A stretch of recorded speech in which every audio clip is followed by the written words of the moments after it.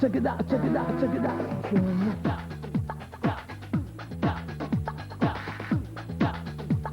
So rap it to the beat.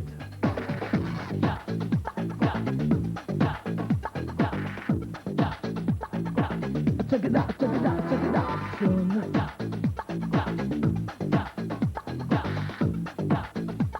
So rap it to the beat.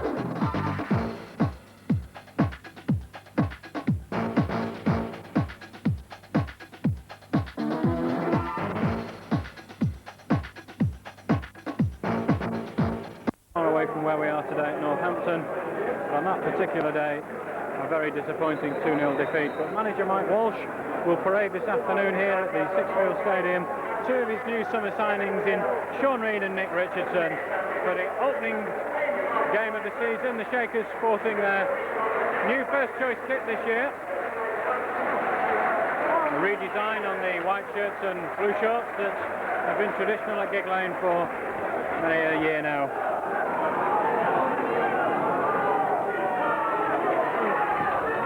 Comes over, heading clear, but there'll be a chance of a shot here. Surely offside. Well, I would have said it was offside. But it's Northampton who've taken the lead. And it's Grayson who eventually blasted the ball home. He'll allow him to carry on. As it is, the Shakers with a free kick. It'll be taken by Rigby. Everybody back for Northampton. Curled over. It's a great header!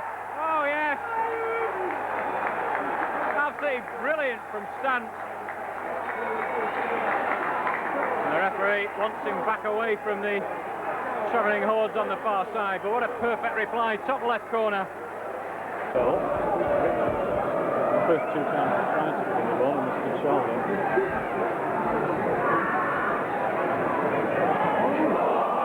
On for Carter. Cheeky chip.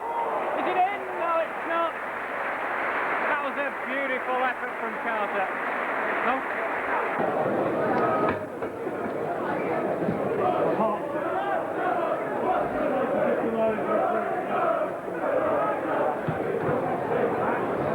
Reid battling to get possession, but done really by the sheer weight of numbers.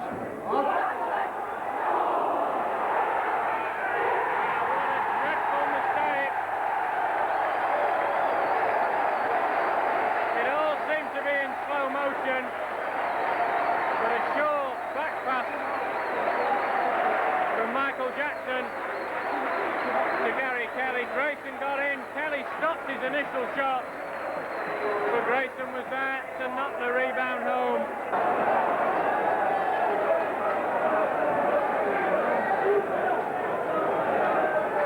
Stant. Here's Bimson.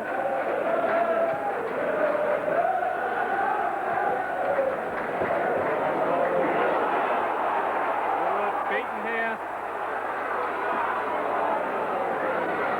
Colkin, he's got back. Colkin, though, will be looking to get the ball over. And another chance, it could be three.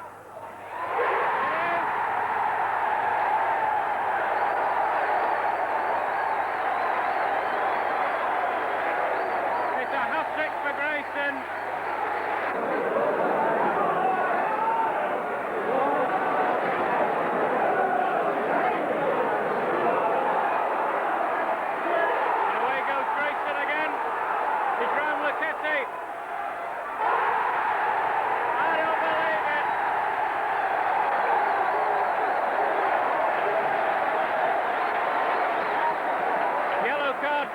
Because he doesn't agree with it, and who has the chance really to put this game beyond the Shakers.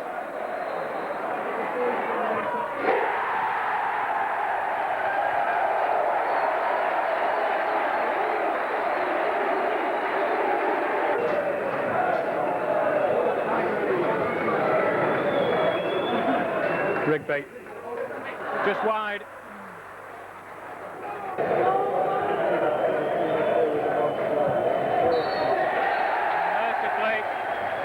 Mercifully, the referee brings to an end a disastrous opening day for the Shakers. This Tuesday night, following the terrible performance down at Northampton, which resulted in a 4-1 defeat on the opening day, and it's the Shakers to get play underway wearing, well, the kindest thing you can say about it is an unusual strip. It's the Chesterfield top, that's the yellow top, and the shorts are all Berry's own design. And I'll leave you fashion gurus to sort out whether they're nice or not. Good header down. And a chance here for Chesterfield.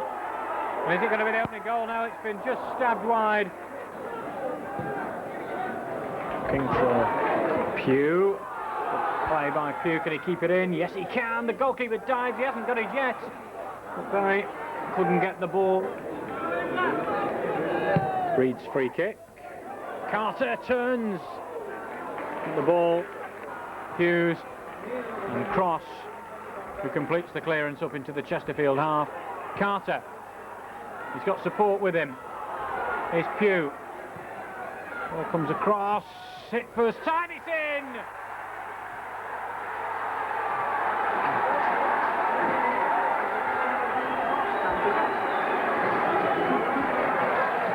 And it's Stunt again. It seemed as though he hadn't really hit it. The ball from number 7, Phil Robinson. And Richardson, nobody on the outside of him, tries a shot just over the top. Richardson looking for some support.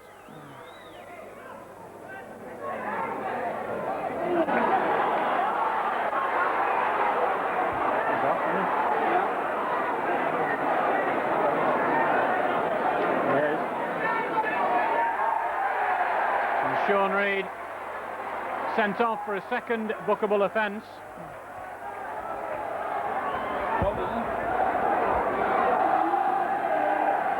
Chesterfield looked to launch a long throw from here. Morris, the obvious target.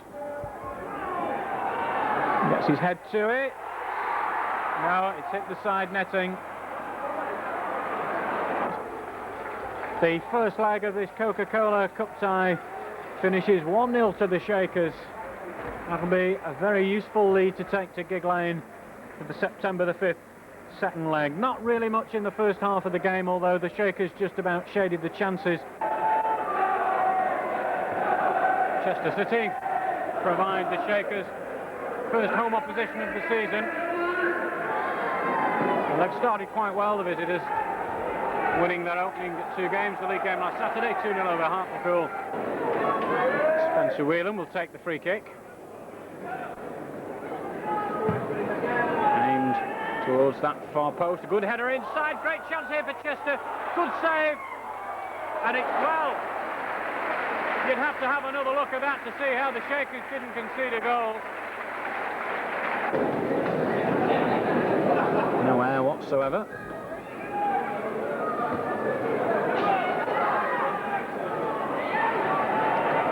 The groundspeople have done a great job with the pitch because it's one of the driest summers on record. It's a great cross. Stunt header. Yes, 1-0.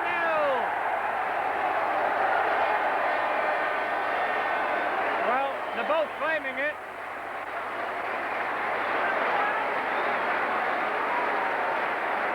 Hugh it was who got up to the cross, and Phil Stunt made sure. We'll leave the... Was needing, uses Reid. Reid loses out. Bishop now for Chester.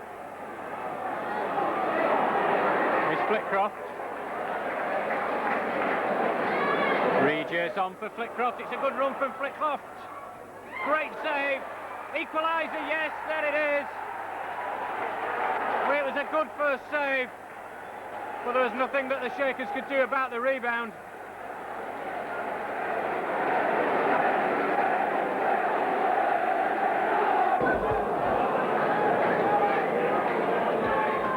Chipped on by Hughes. Stamp plays the ball down, and it's just stabbed clear. Simpson. And for Stant.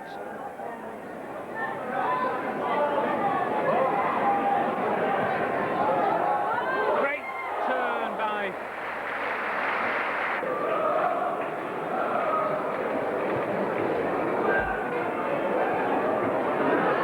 header comes in, and that was a great save by Tracy.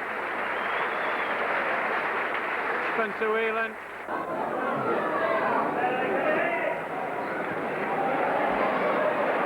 Milner. Looking for a shot. Fisher. It's just wide. The flag stays down.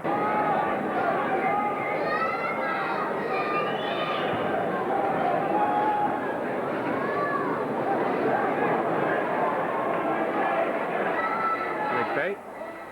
Gets the ball over. Great chance. Oh, great save. I'm not sure whether it's the final whistle. So the Shakers yet to record a league victory in the opening 2 games.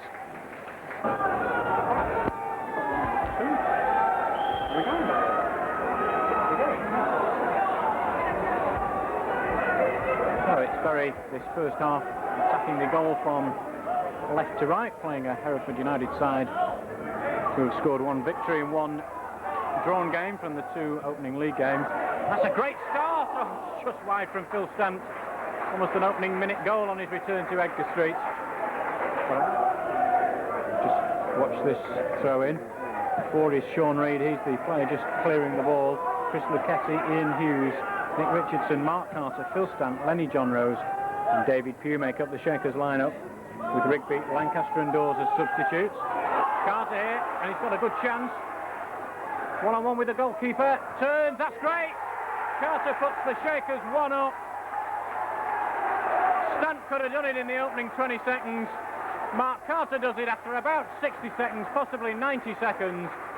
And the Shakers find themselves 1-up very, very early in the game.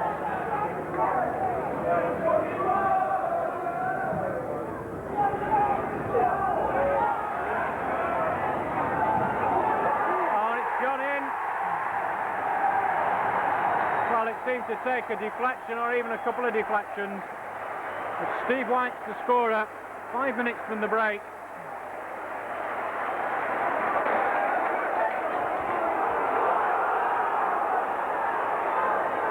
White. Still White. Shot comes in, that's a beautiful goal.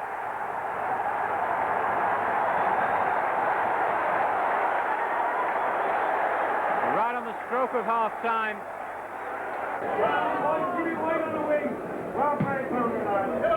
Long kick from Bracey.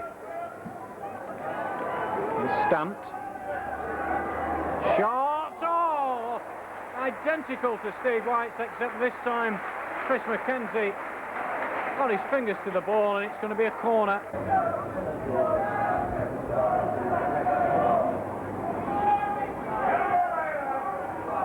So over comes the corner. Luchetti's header. Scramble inside the area, and it is a penalty for handball. Not quite sure which player handled it, but it certainly, everybody appealed and the referee immediately blew. Just 4 minutes into this second half, and he makes no mistake about it. The goalkeeper went the right way, but Carter lifted the ball above him.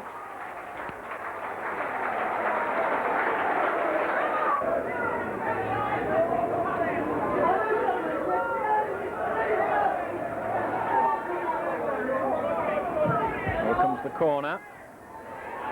Oh, comes off the post, it's sent home, and it's the substitute Phil Preedy.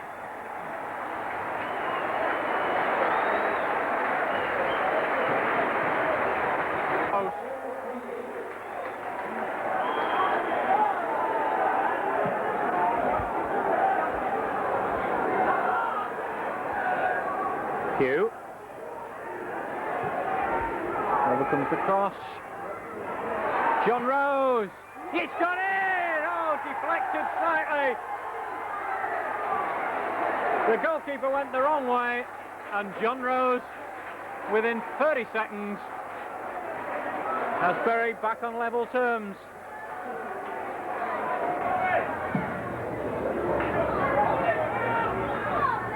On my stand, here's Carter. Inside for Rigby, and the side netting.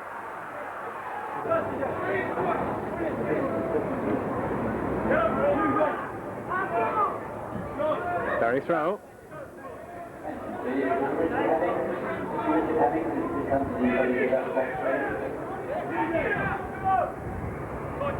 Q.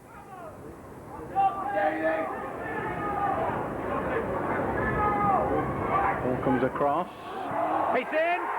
It's in from Rigby. Well, would you believe it? Q cross from the left.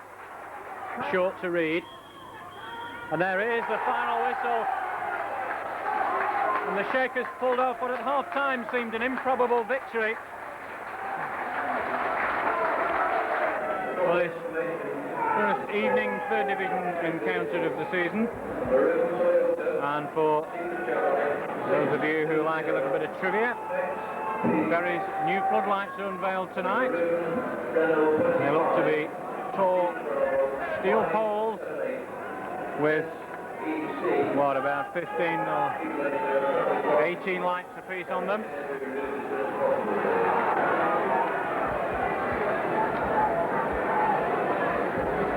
So the corner comes in towards the near post. A real scramble here. Bracey punches it clear. And Preston really close there to opening the scoring.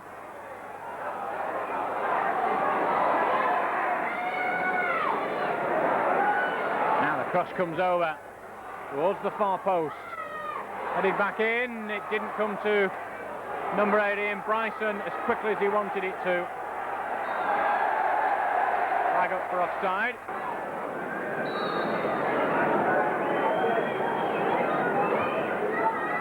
Chipped over. Cross.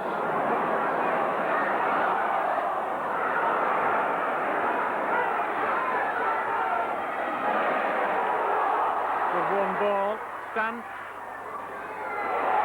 Great shot and a good save.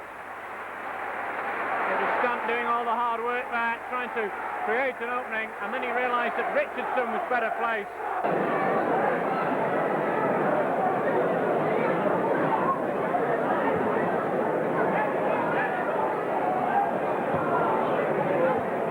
Petty stretching.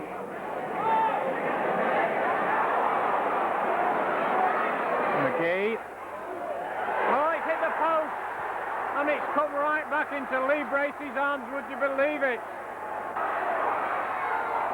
Couldn't quite see Carter there. Richardson.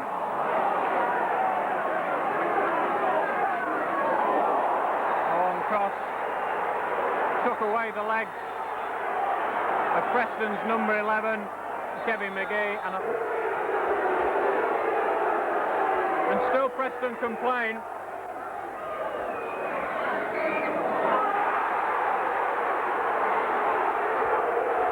Ryan Cross is sent off, and Ryan Cross certainly, I think, trod on the Preston player afterwards, and still there's ill feeling in the middle, and I think it's about time the referee had a word with the Preston number 8 Ian Bryson, because over comes the cross. Good header, great save by Lee Bracey.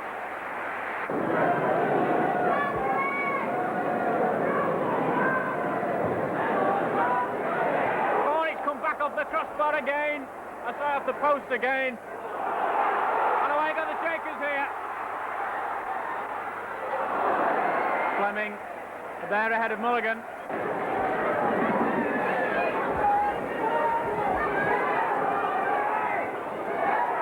Is it there? Oh, blocked again. It looked for a minute as though the Shakers had stolen it right at the death there. And there is the final whistle. So for the second successive season, Bury and Preston find out a goalless draw here at Gig Lane. Preston will feel that Warm welcome again to Gig Lane for the second game this week. There's a change in the Bury lineup where Sean Reid comes back in place of Lenny John Rose. He's just on the edge of the penalty area. Cross call for it, and that's a teasing ball over, and the goalkeeper's not taken it. Bimson, Carter. Everybody left him alone, expecting him to cross. Good header from Rigby, but it's just over the top.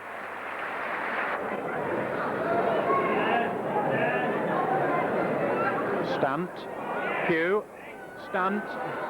Ball comes across. Reid! Oh, it's over from about 4 yards. It's down. Throw in taken. Morget gets the ball across, and it's 1-0. Mickey Evans and Ronnie Morget will be delighted that it was his cross. And the ball given away. Oh, that's a brilliant goal from Gary Clayton. No arguments about that one at all. Headed clear. On away goes Little John. Cross in pursuit. The ball isn't going to go. Oh, it's not Little John, it's Williams. Here's Little John. Oh, it's a chance of 3. And it is 3. And Plymouth Argyle, through Chris Billy, take a 3-0 lead right on the stroke of half-time. Little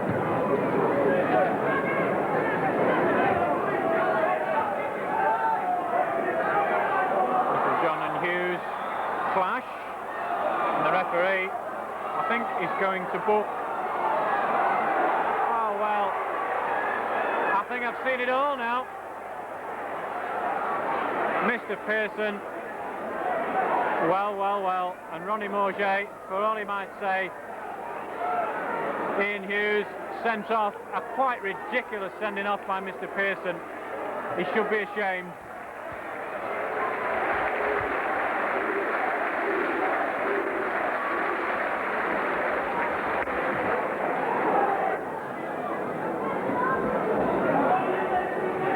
Kept in play. Good challenge from Pugh. Oh, but the flag stays down. It's 4. That was a good strike.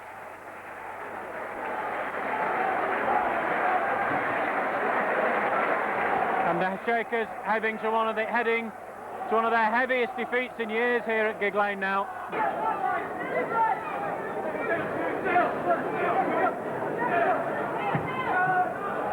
Onside. Oh, and there's a man over.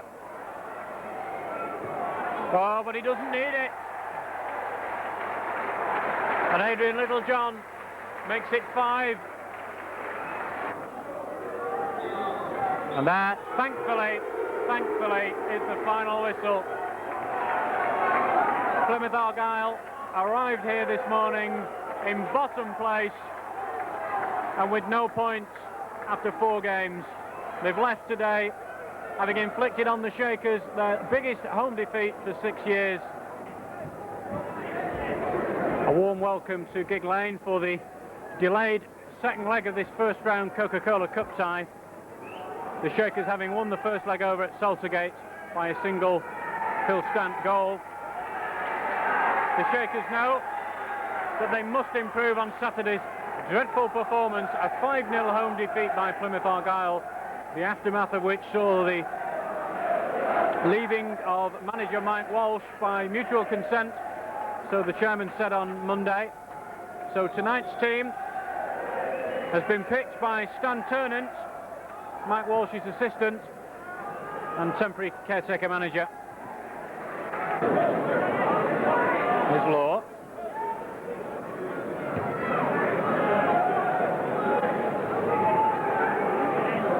Time by Matthewson. First chance here for Chesterfield. They've got the away goal. They've pulled it back. And it's number 10, Darren Roberts.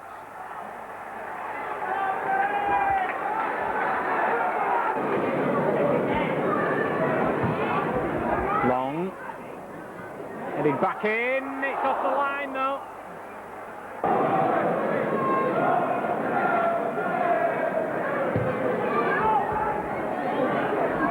Just a slight touch from a very player there as the ball's played back over.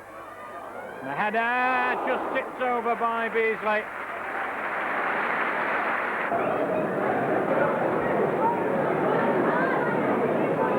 Long throw. The shot comes in. That's a marvellous save from Lee Bracy. Well might the Chesterfield players hold that. Simpson.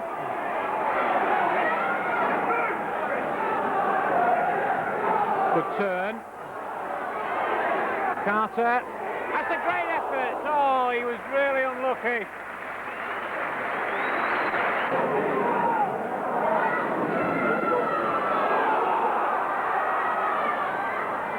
And the Shakers get the ball across from here. Two waiting for the cross at the moment. And actually, the linesman's flagging on this near side. One of the Bury players has gone down, and he wants a word with the referee, and I'm not so sure that Chesterfield are going to have 10 men after this chat. A stretcher required. And the referee is going to call one of the Chesterfield players over.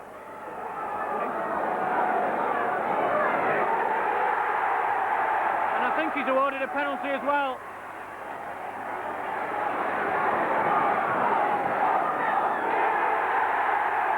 And he's also sent off.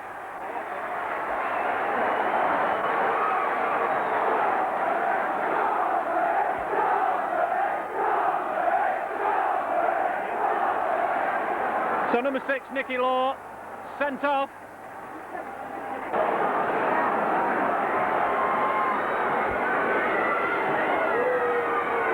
So can the Shakers draw level on the night and ease ahead on aggregate?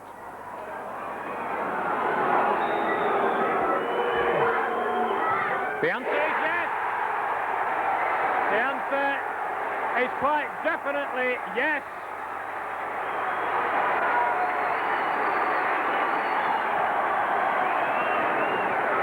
Pumped that upfield, but he was confident there was just enough pace on the ball to allow him to pick it up.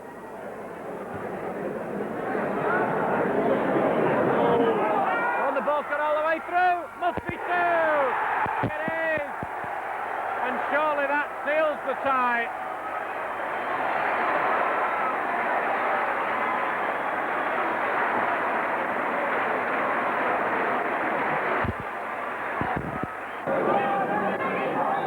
There is the final whistle. So the victory that the club wanted arrived, but it was a hard-earned victory. This afternoon, Wigan Athletic take on their near neighbours Bury, and Athletic will be hoping to increase their 4-game unbeaten spell against their managerless Shakers side. Mike Walsh's departure on Monday left Bury high and dry, really. Those crosses throwing into the box, flicked on by Robertson. It's not cleared by Miller, and it's hacked in there, and it's turned wide in the end by Mark Carter. Flag stayed down as well, a good opportunity for the striker, and he's not taking it.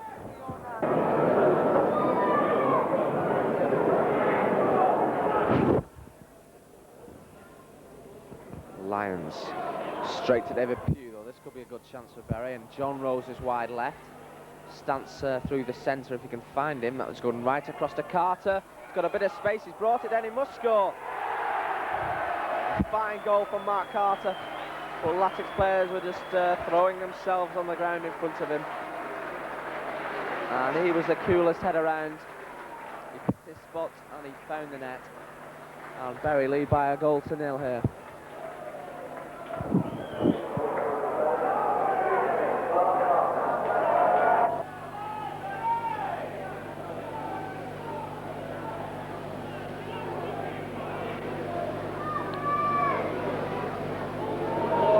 Who had a spell at Preston North End, I think. And Pugh getting another one in, and that's another goal. This time it's Stant. Farnworth very unlucky not to stop that one, but Bury have shot themselves into a 2-goal lead, and Latics players looking at each other, and which has looked very solid and very dependable so far. Lions cross too near the goalkeeper, is it? It'll drop for Kilford. Can he finish? It's gone in there! Ian Kilford brings Wigan back into the game on his first appearance for the Latics this season. Smashes across goal, and that atones for his earlier miss. And Latics are back in this game. Wigan 1, Bury 2. Isidro Diaz has joined Andy Much up front. Latics are playing a more regular 4-4-2. That's a good drive, and it's tipped against the bar, is it? No, it hit the bar. Barwick didn't get a touch in it, and a storming effort from Dawes. And to Phil Stant. Pugh again. Dawes will struggle to keep that one in, but he does. There's cross, a deep one. Robertson's header.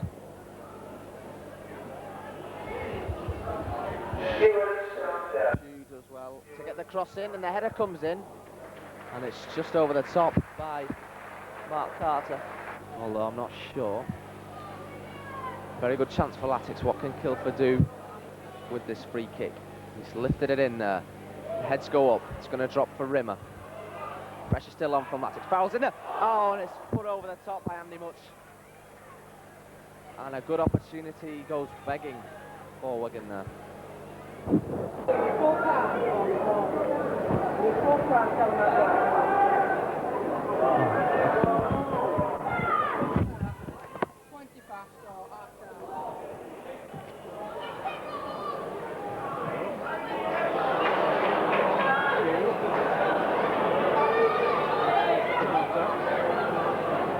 John Rose.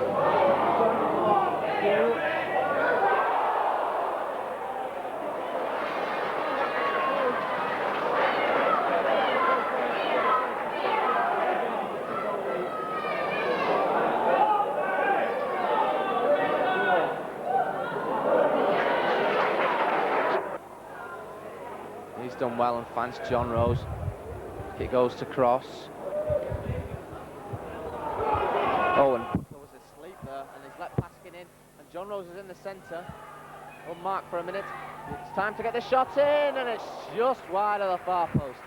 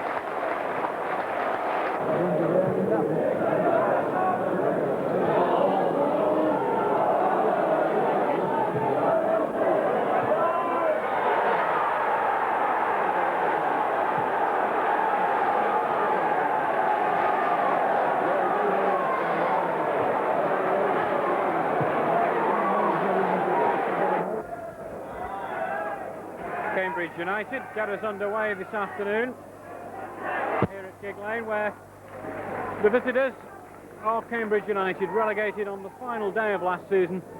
18-yard box, and Lenny John Rose is only a yard or so outside that penalty area, so there's plenty of white shirts forward for Bury. The corner comes over. John Rose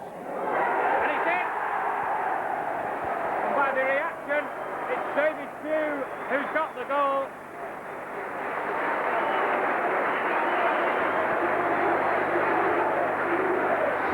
Minutes played. Another good jump by Pugh. Here's Carter. Finds Pugh. A good crossover. A good header back in. Stan just couldn't get the final touch on it. It's a story.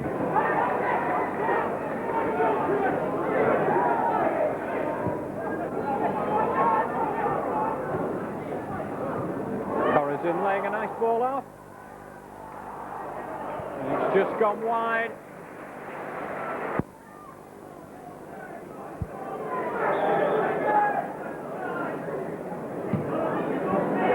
Free kick towards the edge of the penalty area. Carter. Side for Pugh. Cross comes over. Is he in? Yes, it's in now. No, it's not. Well, I was convinced that had gone in, and I think most of the crowd were as well. Taken quickly, short. Oh, and the ball cleared off the line. Cambridge have equalised though.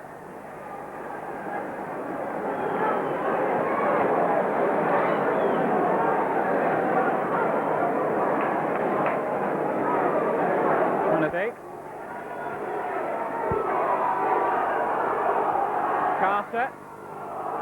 Still Carter here.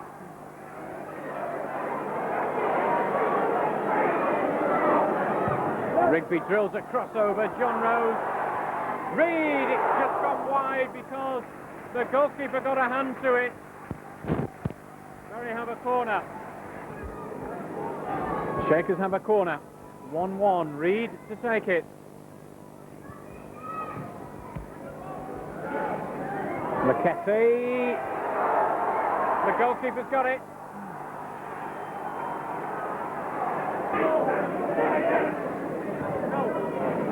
Rayner.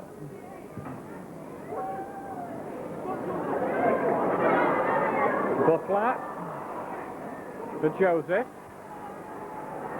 3 for Joseph to aim for. Can he get the ball across? He might just do so. He's pulled it back. And it's gone in.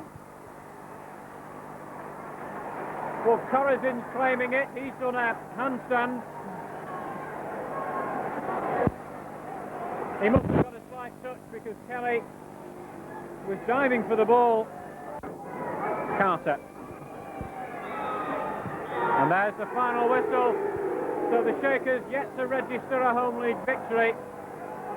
Losing out for the second match in succession. This time by 2-1, but it should really have been a lot different.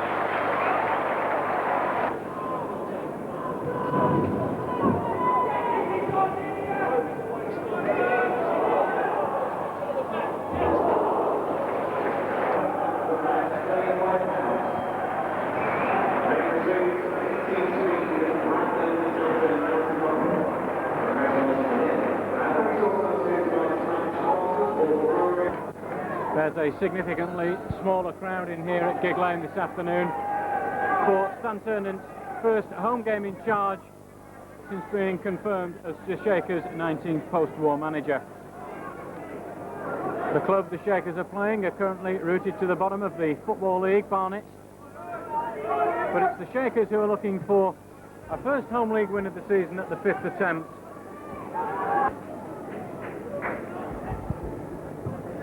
Rigby's corner, the goalkeeper's missed it, the ball's headed back in, and Barnet will get the ball.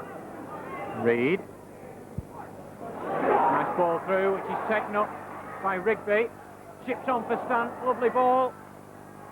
Stant, great chance, so the goalkeeper's blocked it. In the end, Stant found himself just a yard away. Cross. Kicked on, and it's a good run by the Shakers. The ball needs to come across here. Stant! That is an unbelievable save from Taylor. And I'm sure they're not quite where the referee intended. Rigby, the goalkeeper, forced to make another save.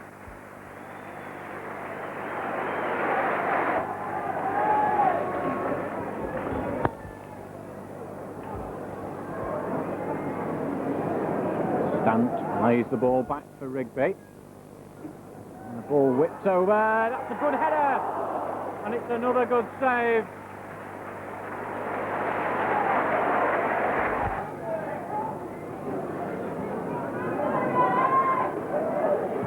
Shot, which Lee Bracey saves, came in.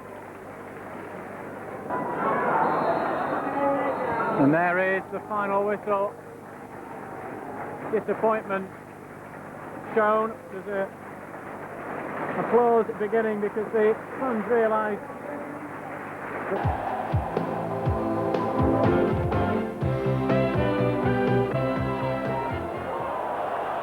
Gillingham manager Tony Pulis singled out Mark O'Connor for praise. He didn't score, but he created all 3 goals, which helped the club regain top spot. It took them 51 minutes to break through. Dennis Bailey's well-directed header put them in front, but it was Leo Fortune West who knocked the stuffing out of Bury with 2 goals in 3 minutes. O'Connor again the architect, Fortune West the executioner. His second, Gillingham's third, was the easiest of the lot, as O'Connor presented him with a simple tap-in effort. Bury's misery was complete when they had David Pugh sent off for violent conduct. Back to the top after their win and Chester's defeat, Leyton Orient, Rochdale and Plymouth move above Cambridge and Exeter. Another defeat for Lincoln means they're now 2 points behind Barnet. Scunthorpe move up 4 places after their win over Colchester. A second round in which Sheffield United are the visitors. The Shakers trail by 2 goals to 1 from the first leg. Phil Stant giving the Shakers that vital away goal.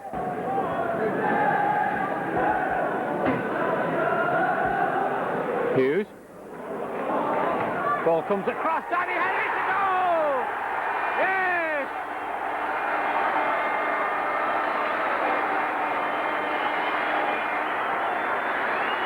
That's the way to score him. A beautiful diving header.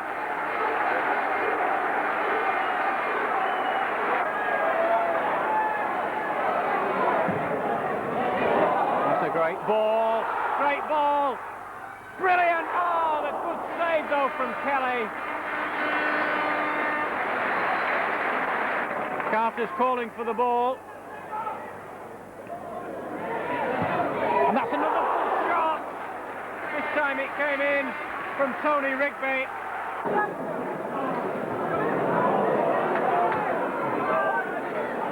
Lacetti, nice play.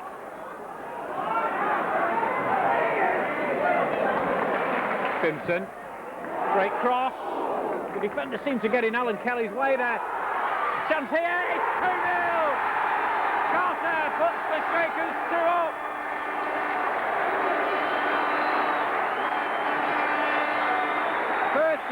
Minutes played and a little bit of daylight. The ball's still in play. Early ball over. Oh, it deserves a goal. It might still get one. This ball.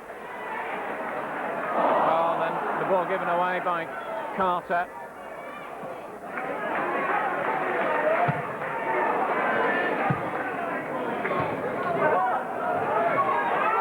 Here's Carter.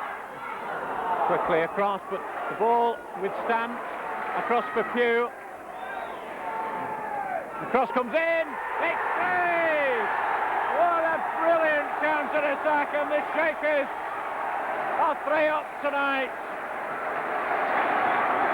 Phil Stunt second, an absolute peach of a cross from David Pugh, and immediately he goes across to have a chat with Stan Turner.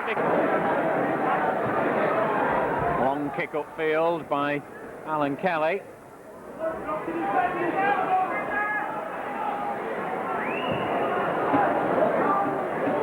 Oh, they've hit the post again. Must be now. And Sheffield United have pulled one back. And there's been plenty of warnings.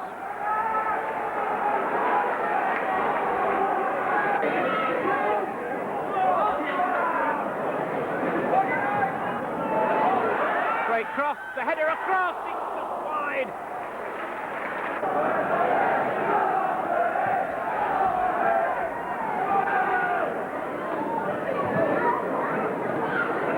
Rigby.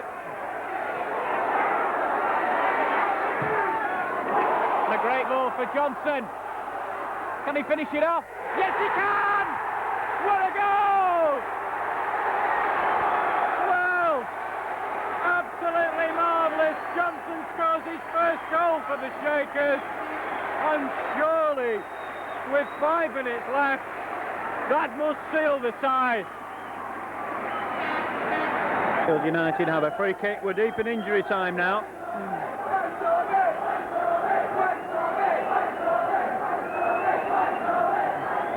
And the ball comes all the way through, and Sheffield United have scored again.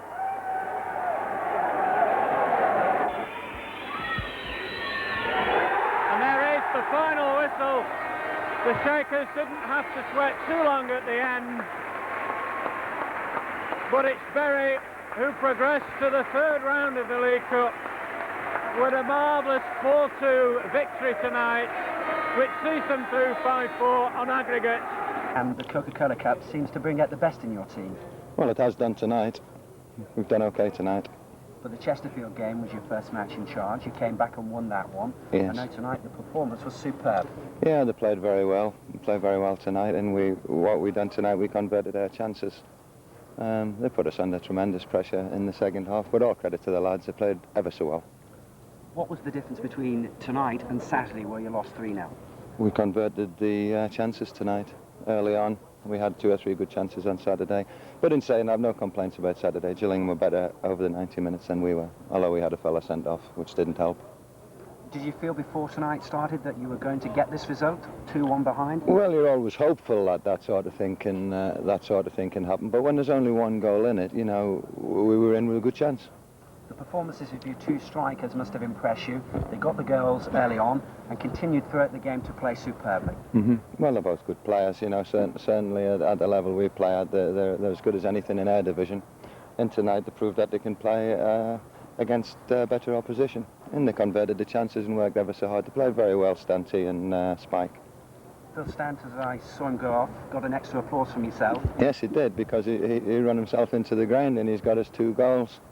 And I just felt at that stage, you know, they were playing 2 against 2 at the back, pushing the full-backs on, and we have David Johnson, who's very quick. So I thought Phil was looking a little bit tired, which he was entitled to be.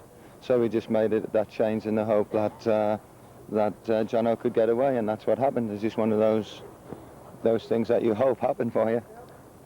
Do you fear anybody in the next round? Do you want anybody especially to come? Well, obviously we would like a big draw, you know, from a financial point of view, and also it would be nice to play against one of the better teams and let the lads see what it's all about against the best players in the country. But we're just grateful to be through and keep our fingers crossed that it works out right for us. So Newcastle, Man United, whoever they are. Oh, yeah, well, yeah, that's what dreams are made of, aren't they? Yeah, that would be marvellous. It would be one hell of a night for Bury. What Yes. does this mean for the club? Well, it's a great night, and a great night for everyone connected with the club. from a financial point of view. I'm sure the chairman and Mr. Reeves and the board of directors are happy about that. And it's a night to be savoured. But, you know, we have to try and transform that into league form.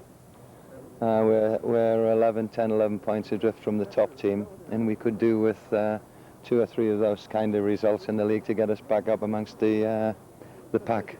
Again, we didn't show enough character throughout the game. We didn't show enough enthusiasm, and we didn't show enough single-mindedness. And there were players there that didn't take responsibility. Everybody waited for things to happen. We thought we just had to turn up tonight. I'm disappointed because I thought we'd have learned from the first leg our errors that we made then, the conversations we had with the players. But obviously, talking to players, sometimes I've got to sort of analyse whether they're asleep or they're switched off when they're listening to. But I should get my own back in my own way in due course with the players, and they've got to worry about their futures now in the game of football, certainly as far as Sheffield United is concerned. Thanks very much, Dave Bassett. I'm not sure Colin West is 10 yards there, but the referee will still allow the free kick to be taken. And the goalkeeper drops it. And the shot is in! It's Mark Carter. The original shot reared up and towards the Orient goal, and there were plenty of red shirts there, but Mark Carter it was who got a final touch on the ball, and with 10 minutes on the watch, the Shakers take the lead. Stant. Rigby. He's trying one, it's still just wide.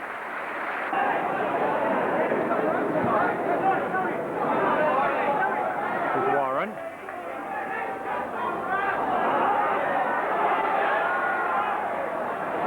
Good ball. Oh, and it's gone in. And Orient have fashioned an equaliser.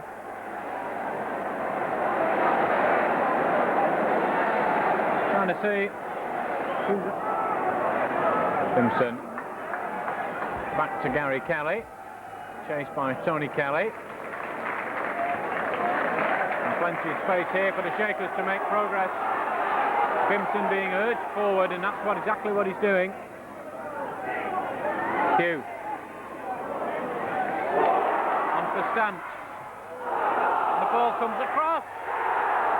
Surely from here, it is 2-1. Well, it took a long time to go in. And in all that time, it hit the post, and Orient certainly had the chances to clear, but from a very acute angle. Tony Rigby puts the Shakers 2-1 up right on the stroke of half-time. And by Pugh. Ball comes across. Well, that was mighty close to an own goal. And the Shakers record their first home league win of the season at the expense of Leyton Orient. Leyton Orient arrived having lost just one game all season. Fulham have lost that winning feeling, and manager Ian Branford was the target of the Boo Boys after his side's failure to break down Bury.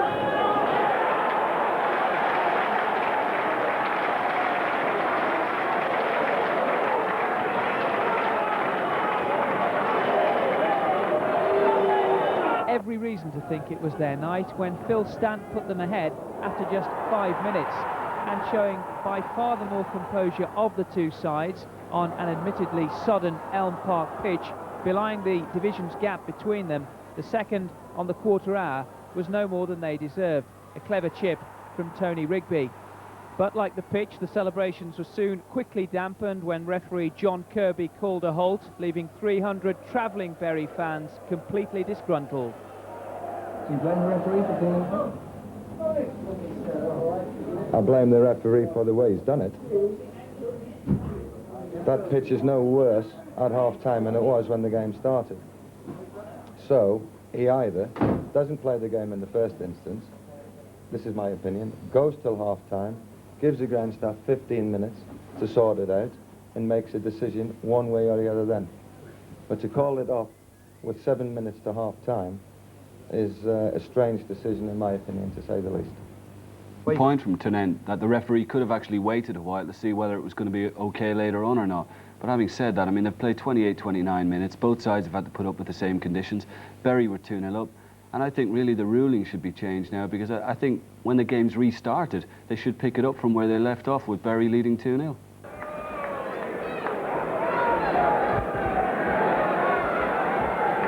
It's a bright, sunny day here at Field Mill, Mansfield. Across comes Bimson. Oh, and a great chance for Mansfield here.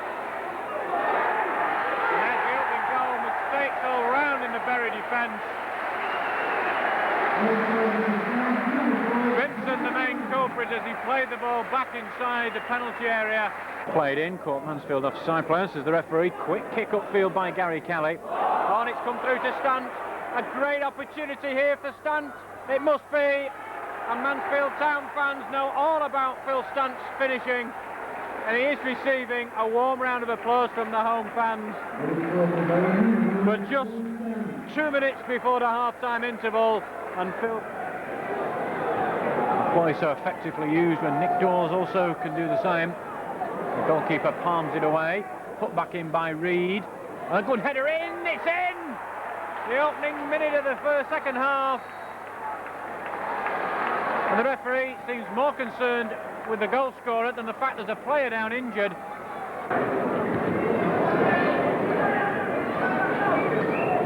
Q for Johnson. Skips round one challenge. It's a good ball for Stant. Can Stant do from here? Two defenders and the goalkeeper. No trouble whatsoever. Absolutely no trouble. You can't argue with finishing like that. The Shakers take a 3-1 lead, and it's Stant's second of the afternoon.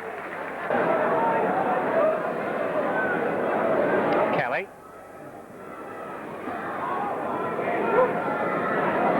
Here's Stant. He's on a hat-trick. Can he do it? Yes, he can! Phil Stant has scored a hat-trick. And the applause that you can hear, apart from that behind the goal to our right, it's because most of the home supporters, in fact, a number of them are on their feet. Shakers won't want to concede another goal. Keep the scoreline as it is, or improve on it if they can. On away goes Stant. Can he get his fourth? Surely, he is, he's got his fourth. And he becomes the first Shaker to score 4 away from home for 25 years. A personal triumph for Phil Stant. The Shakers go 5-1 up. While it wasn't a massacre of Scunthorpe proportions, the result never really looked in doubt once Bury had taken the lead with a 34th minute goal from Chris Luchetti. The visitors had to wait until midway through the second half to double their advantage, courtesy of a classic strike from Phil Stant.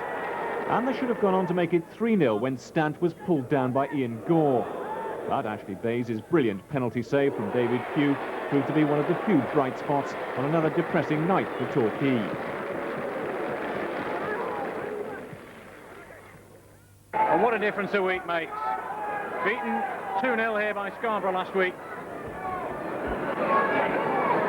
Sorry, 2 weeks ago, the Shakers, though, travelled to Mansfield last Saturday on courtesy of 4 goals from Phil Stant. Rigby on for cross. Stant to chase, the defender heads it cleared on his Forrest Johnson. Might think about a shot, Johnson. It's a good save from Pollitt. But the first real shot in anger of the game produces a Shakers corner.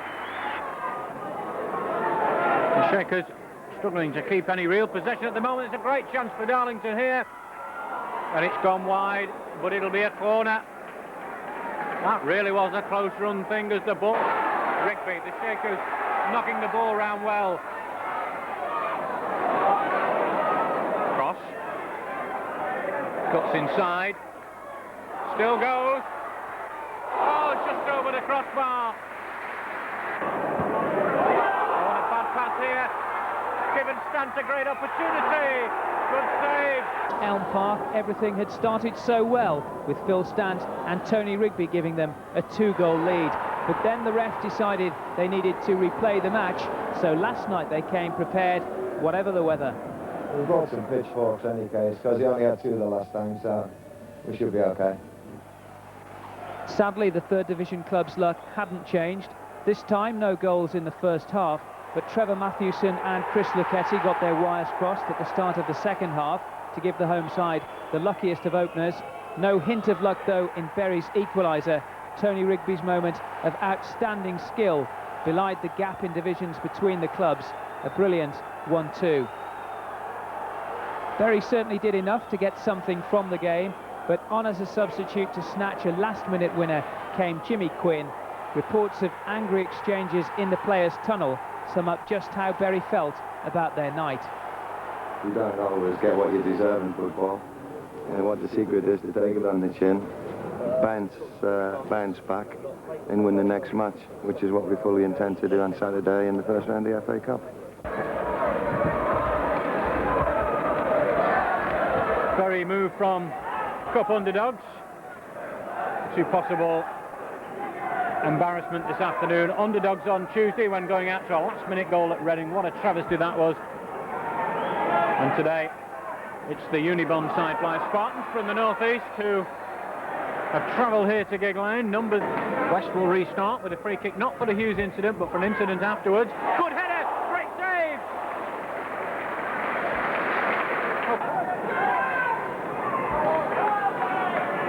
Cross. Oh, just pushed it too far in front of himself.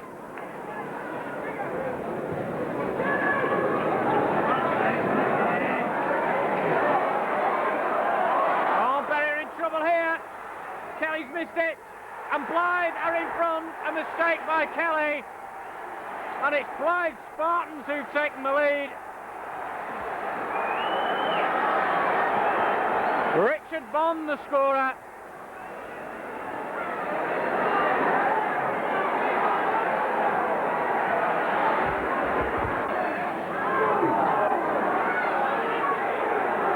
Cross.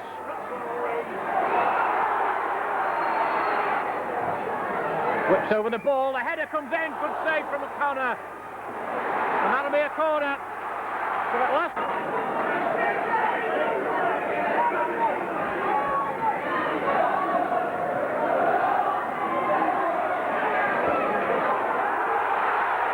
No foul. Here's Bond.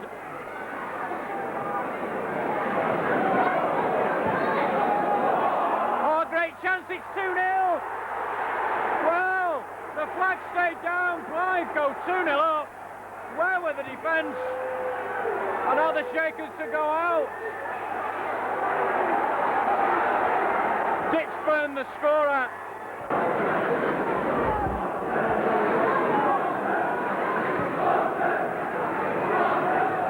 All headed back across. Cleared from the line. Over comes the corner. Pugh chips the ball up. Must be, he's hit the crossbar. Well, is that going to sum up the afternoon as far as the forwards go?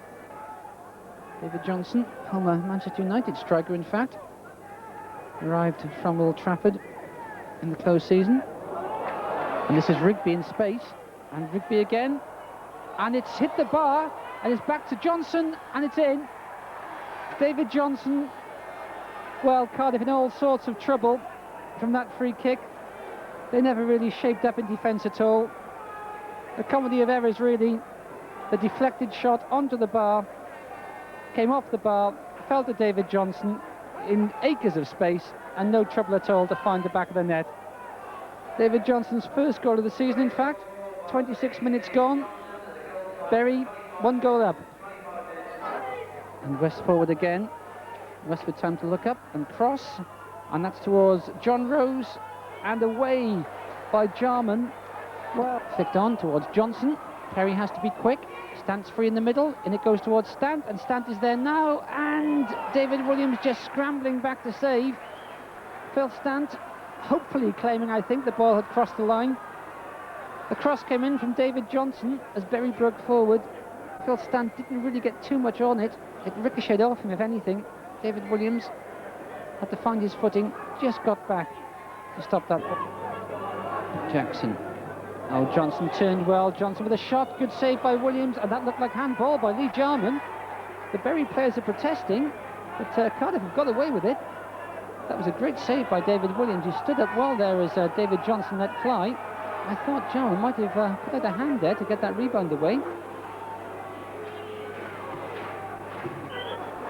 Bury were wondering about offside. It broke to Dale on the left foot, hit it as he turned, and wide of that far post.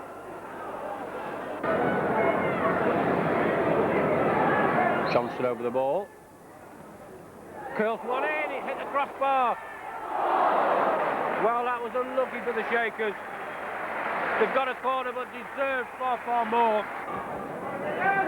We're looking for Rigby. And a chance here for Stan. It's just gone wide. John Rose back for Hughes. Now the cross comes over towards the far side.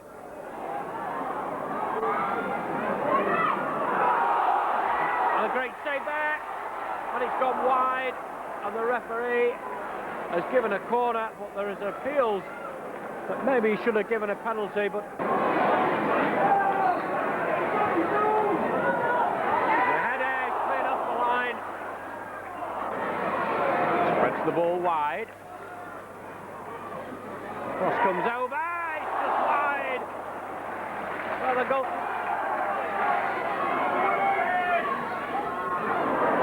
There's Hugh. Stan, must be. Save, must be now. Yes, it's there. The Shakers have finally got the goal. Stan Turnant's on the pitch.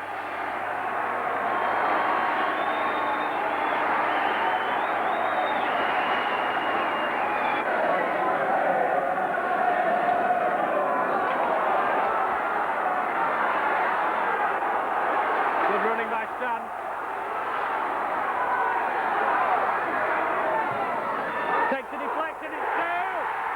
Well, it's 2! The Shakers seal the game. 2 in a minute.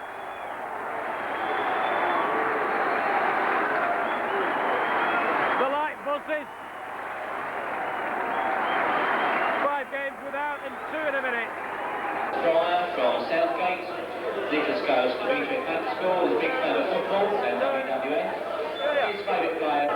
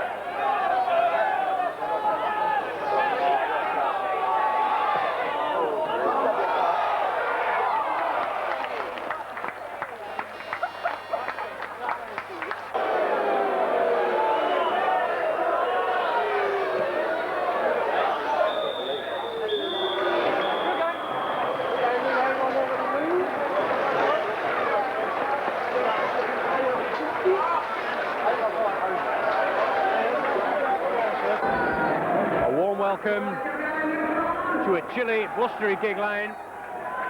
7 days to Christmas. And Gillingham, the visitors, the long trip made up from Kent for the side with the best defensive record in the Football League. They've let just 6 goals in all season. So the Shakers duo of Johnson and Stance up front in particular are going to have a tough task. This maybe just a straight free kick. West launches the high ball. Chance for Johnson. Good try by Johnson. Oh, he's disappointed with himself, but it was a good save by Stannard. Ball curled over. Pugh! Well, that was stopped on the line by a defender's chest.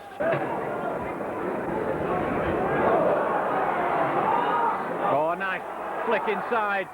The ball comes over. The chance here, it's just gone wide. Those in white shirts hold their heads.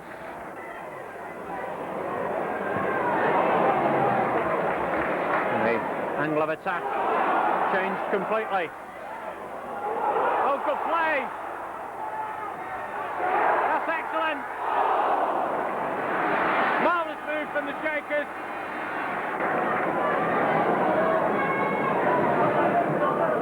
Pugh measures his cross. Might fall here. And again, it's there! What a great strike! And you can't say that the Shakers didn't deserve that one.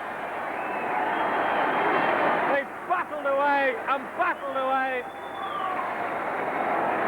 And have fully deserved to score. 5 minutes. Let's look at the goal. That's the main point of this afternoon. And it was a marvellous effort by Rigby. A warm welcome to Gig Lane, 2 days before Christmas. And Colchester United are the visitors. A long trip up from Essex for them this morning. And it was they who got the game underway, attacking on the far side. Oh, a lovely back heel sets the Shakers free. Now it's gone into the side netting, but it's come off a Colchester. Here comes the free kick. Headed on, great chance here, it's gone over. There, the ball charged down, the second shot comes in. Oh, that's a marvellous save from Gary Kelly. Chance calling for it, and he's received it. The ball comes back over. Chance here, oh, the goalkeeper made the save, he started on.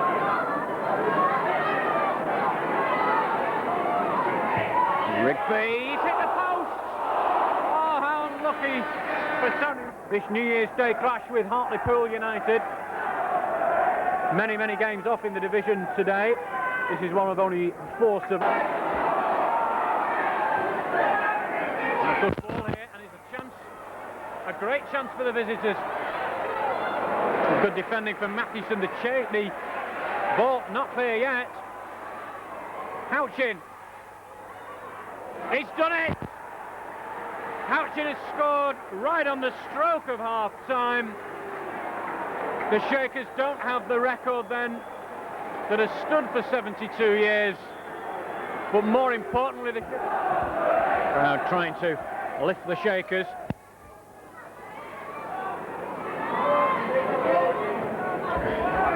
Played over, headed back in, chance here, it's not going to count, the flag's up for offside.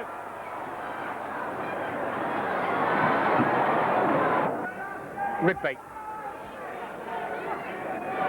Teasing on the edge of the penalty area, looks for a shot, oh, and the goalkeeper took it at the second attempt, but Rigby made the chance there, ever so well, there wasn't very much on.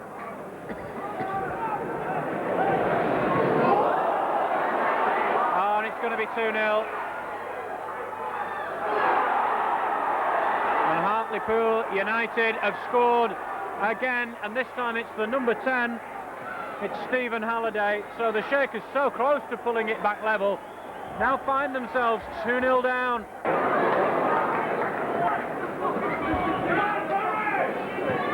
And the cross comes over.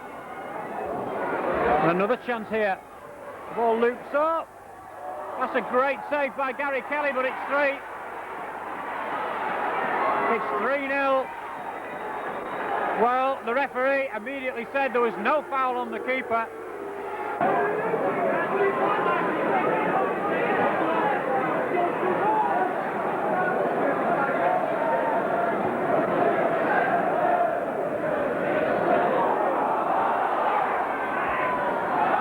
Doncaster just happy to get that ball away there.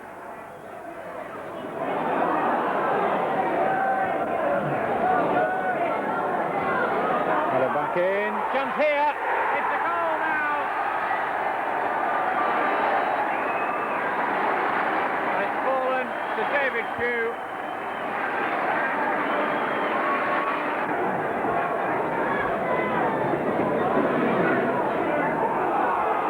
Dived in somewhat there. Chance comes over. That's a great save by Gary Kelly.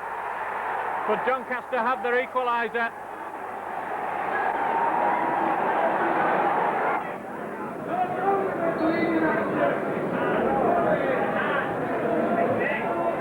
Header in, and that's the second goal. The Shakers have a second, and they retake the lead.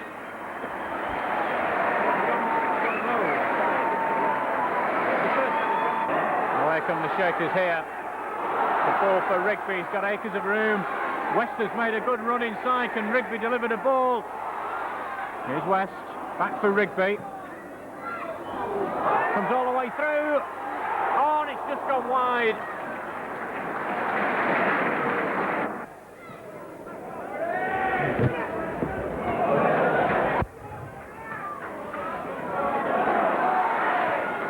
Shakers pressing. And here's a great chance. Must be now. Must be. Oh, yes it is. And you can tell exactly who scored that one.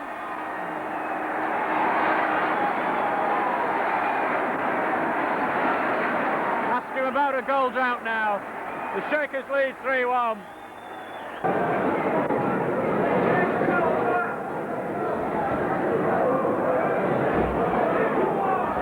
Shakers in possession. Rigby. Oh, great goal!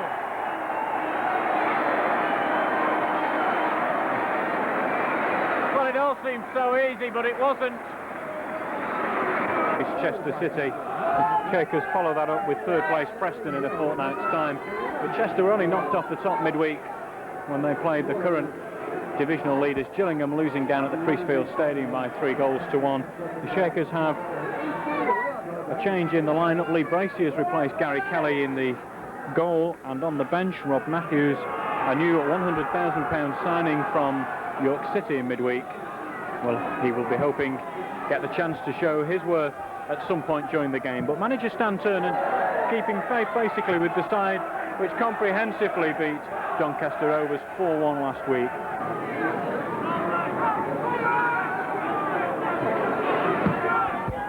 Comes, and the ball's in. And Regis breaks the deadlock. Just about touched the top of his head, and it flew in past Lee Bracey, who dived desperately to his left. So 21 minutes, 22 minutes actually on the watch, and it's Chester City who take the lead. Would be blocked by Notman. West. Stewart comes with the ball. And the ball is hammered home. The referee had already blown for a foul on Stewart. Rigby. Ball for John Rose to chase. Stewart again off his line, and that's going to be an equaliser, is it? No, it's just gone wide. And John Rose could really... saw the corner. Again, it's a near post one, headed clear by Pugh. Shot comes in. What a great save by Lee Bracey. Got coming a long way out of his goal area. Chester get it clear. Play on, noted the referee. John Rose comes over.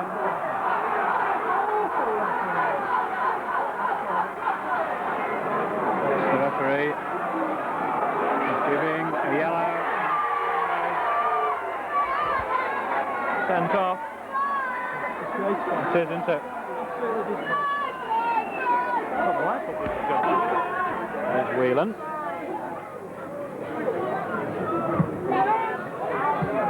By Hugh, that's a great ball on. Matthews, can he crown his debut with a goal? And he has! Yes! Matthews crowns his debut with a goal. And that sends everybody in the Shakers end of the ground onto their feet. 22 minutes into the second half.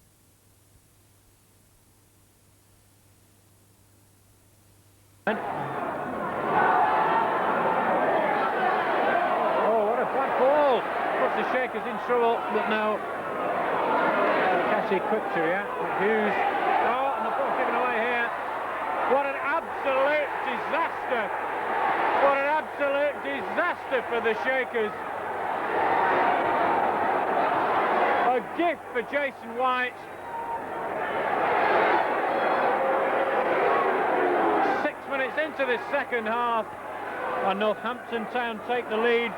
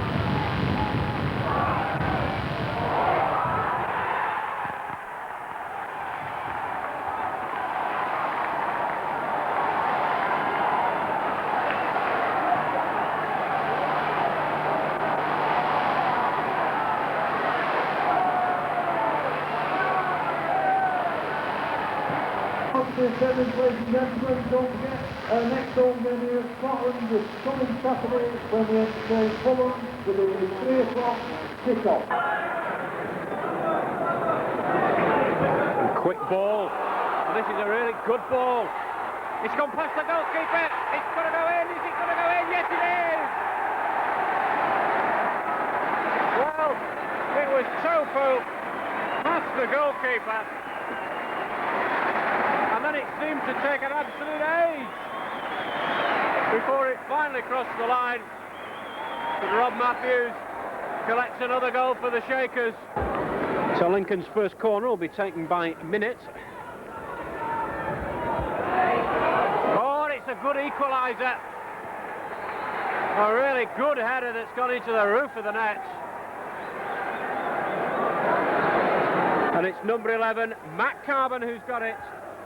So the Shakers have the... Headed out by Fleming. John Rose couldn't get the ball to come down for him. Oh, it's gone straight in from Rigby. The goalkeeper never moved. What a screamer.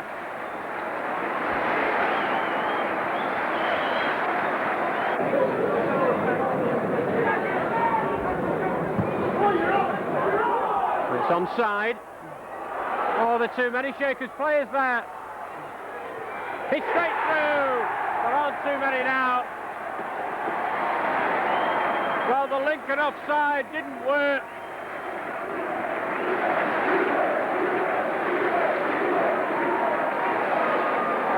And David Pugh eventually made them pay. Curled over. And it's another one. Mark Carter.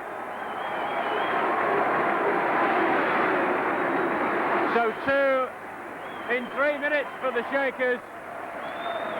Mark Carter makes it 4. Period. Shakers comfortably leading by 4 goals to 1. It's 5. Straight in by Rigby. Nobody got a touch.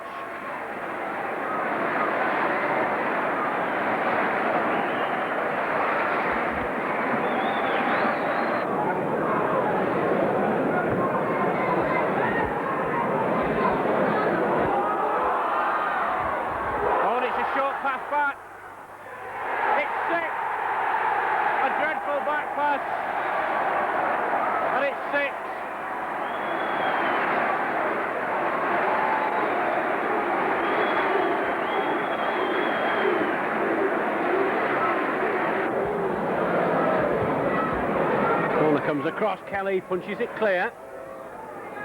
It's difficult for Kelly. There are plenty of bodies around him, making it difficult for him to get to the ball. There's Matthews. The Shakers breaking quickly again. Oh, great ball. Chance for Dawes. What can he do from here? He checks. It's still there. It's 7! Yes, the Shakers gather 7. Dawes looked as though he'd been forced too far wide, but he hadn't been. And when the shot came back off the defender, he stabbed it home, and the Shakers score their 7th.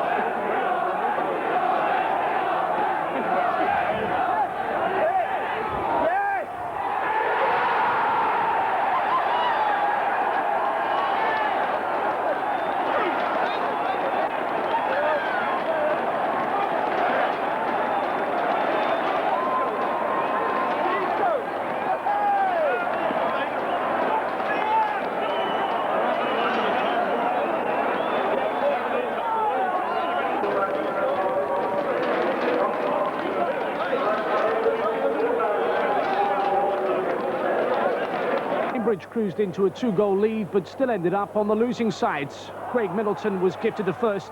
Stuart Binson was at fault. His underhit back pass left keeper Gary Kelly badly exposed. Middleton then turned provider as he let the ball run for Dave Robinson, who increased Cambridge's advantage. 5 minutes before half-time, Mark Carter began the Bury fight back. His free kick cut the deficit. And after the break, it was substitute David Johnson who brought Bury level. With 12 minutes to go, David Pugh, their skipper, hammered home a free kick to put them in front for the first time in the match. And it was Mark Carter who grabbed his second with a minute remaining as Bury took the points in a high-scoring affair. 4-2 the final scoreline. Hereford approved. Welcome to Gig Lane for a traditional derby game, but with added spice tonight. The Shakers and Wigan, 8th and 7th respectively in the 3rd division. So Wigan just a point and a place ahead of the Shakers, and they occupying the last of the playoff places in the 3rd division.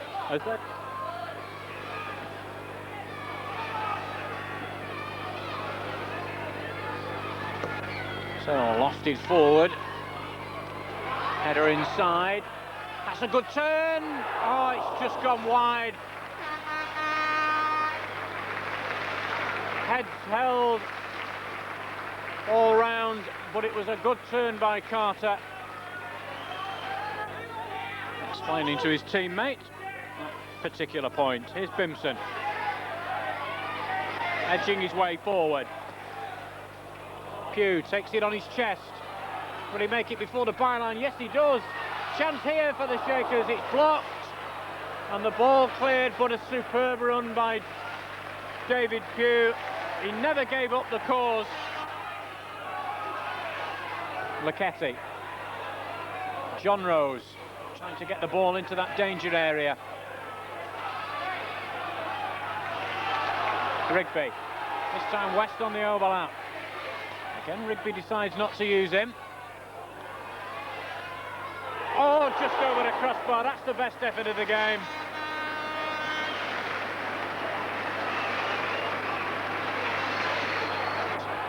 Rigby picks it up. Chips the ball over. Still in play. Shooting opportunity which Farnworth repels.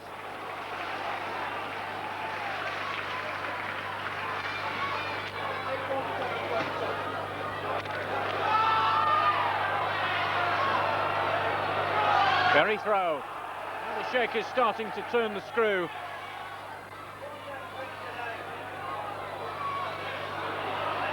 John Rose, and it's a penalty. The Shakers have a penalty.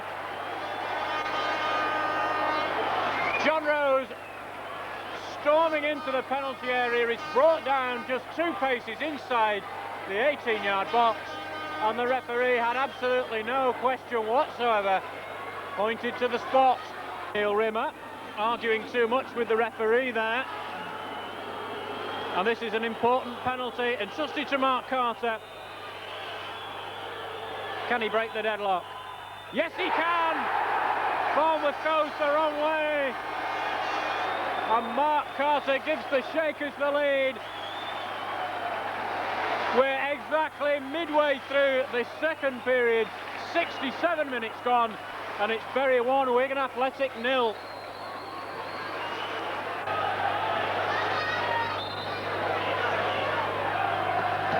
Straight at the wall.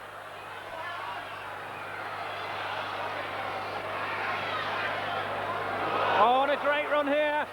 And a fabulous chance for Wigan to equalise. And they've done it.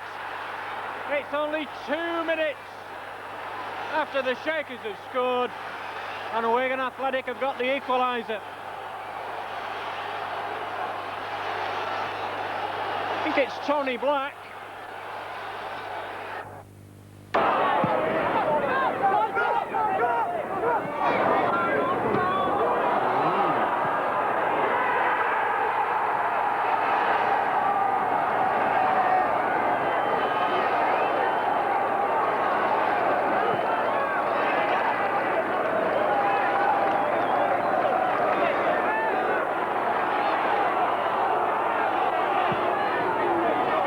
this opening 35 or so minutes.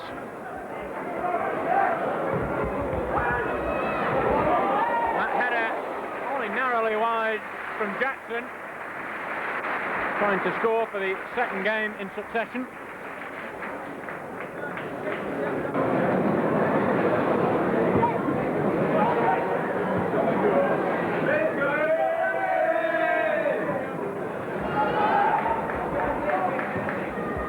Clearance.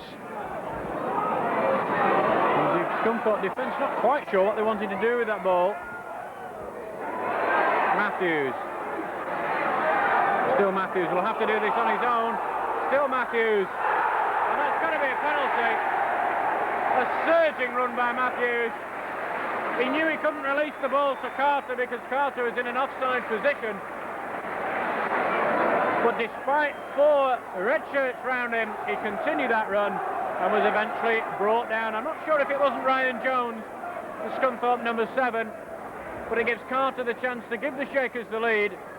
In similar fashion to Tuesday, when from the spot kick at that side of the ground, he gave the Shakers the lead. We're 4 minutes from the half-time break, and it's Carter versus Samways. And again, Carter makes no mistake, sending Samways the wrong way, and the Shakers have the lead.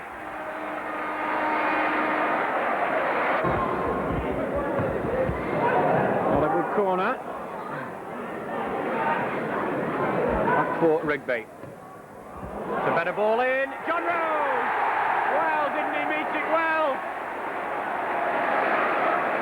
And didn't Rigby make up for the bad corner with a perfectly weighted cross, and John Rose with the slightest of flicks past the diving Samways.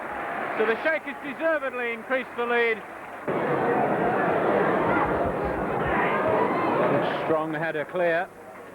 McFarland had got the slightest of touches on that ball. And the Shakers get the ball clear. Good running.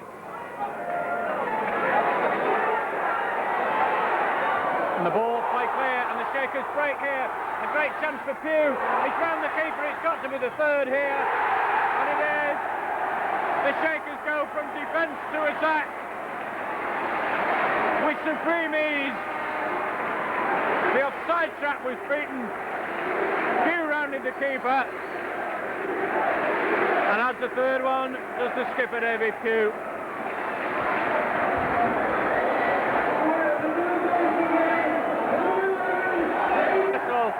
That's a good victory for the Shakers. 3 wins in a week now, and that really has lifted them up the table. They could be as high as third tonight. Let them down at Layer Roads, where Colchester defender Gus Caesar finished off a set-piece routine with a splendid header, and they're now only 2 points behind Bury in the table.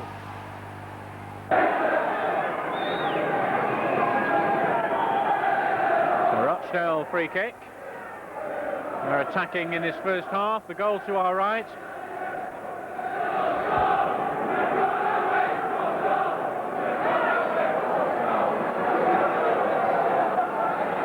Over comes the free kick. Kelly comes to meet it. He's had to punch it clear.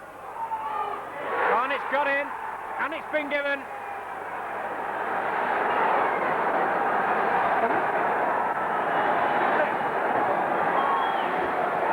Butler looks to have been the scorer. We've got just 2 minutes on the watch.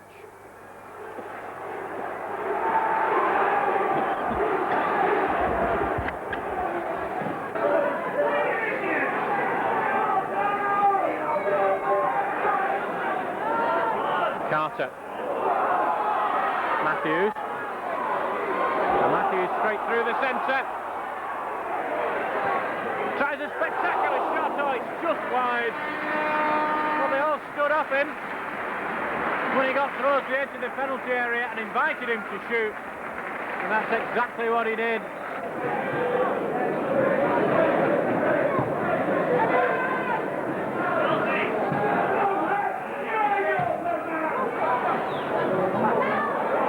Rigby. Long shot from Rigby. Well, that had key. It seemed beaten all the ways up. A marvellous effort from Tony Rigby. And the Shakers very close to pulling level there. That's really lifted the crowd, those two efforts. Ball flicks over, goalkeeper comes to punch. It's got in, yes, the linesman's given it. The ball across the line. But who scored it, we won't know for a while.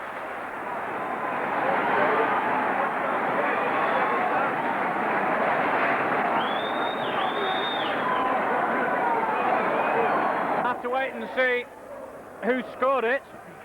What we do know is 28 minutes played here at Gig Lane. And from the reaction of the crowd, I would have thought Matthews. Well, the announcement over the tannoy is for Rob Matthews, so for the moment we'll assume it's a Matthews equaliser. 28 minutes played, 1-1.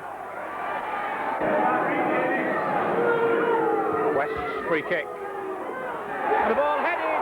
He saves it by his post, and that almost snuck in from Jackson.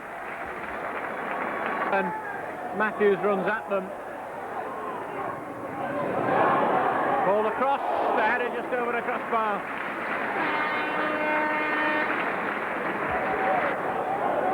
And a nice back heel. Cross comes over. Carter was trying to get on the end of it. The Shakers will look to get the ball over again. Drilled over. Well, was there some holding there? The crowd certainly thought so. The players didn't appeal. Rochdale bring it away, but no, but they give it away to Rigby. Turns again, Rigby. Plays it inside. The Shakers looking to get the shot in. Oh, it's just gone wide. Well, it struck a rock. Welcome to Gig Lane for tonight's third division encounter with Hereford United.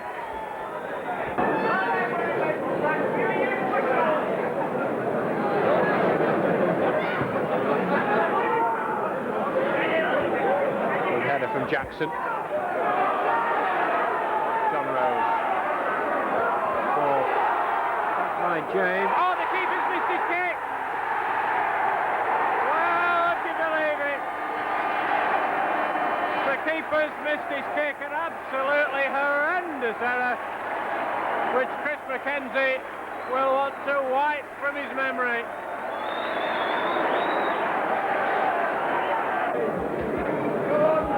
Long throw. Oh, Lee Bracey did terribly well there to get the ball over. That was hit with some power.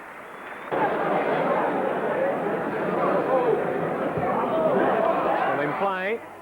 Carter's header just onto the top of the net.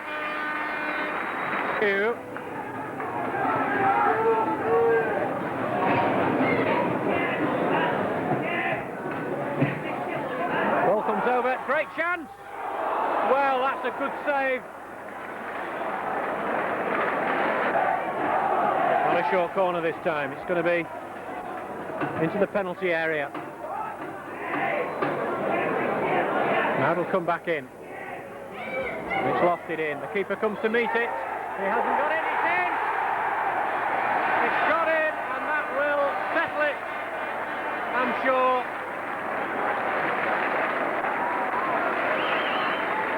Jackson takes the applause of the home fans.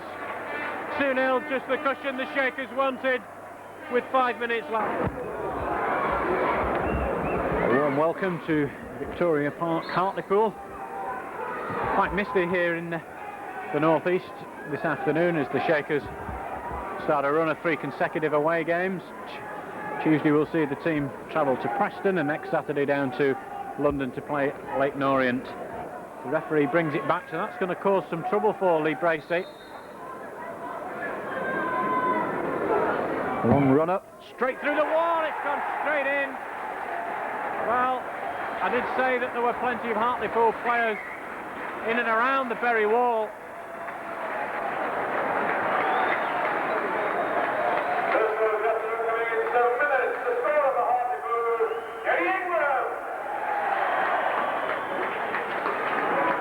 They're being forced back.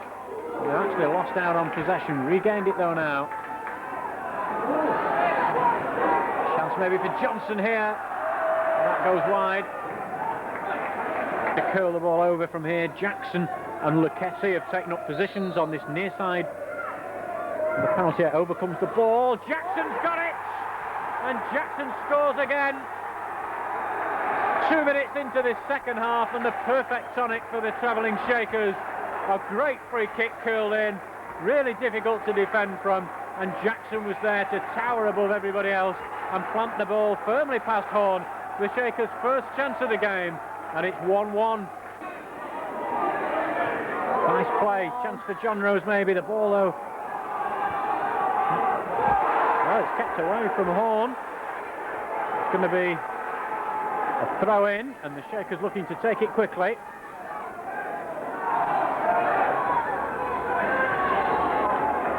And the ball comes in. Oh, a chance of a shot from here. Oh, and it's just over the top.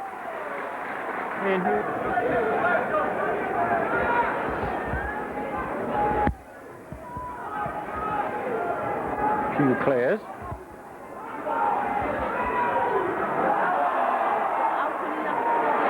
There's Johnson, good control on his chest, and plays the ball to the far side.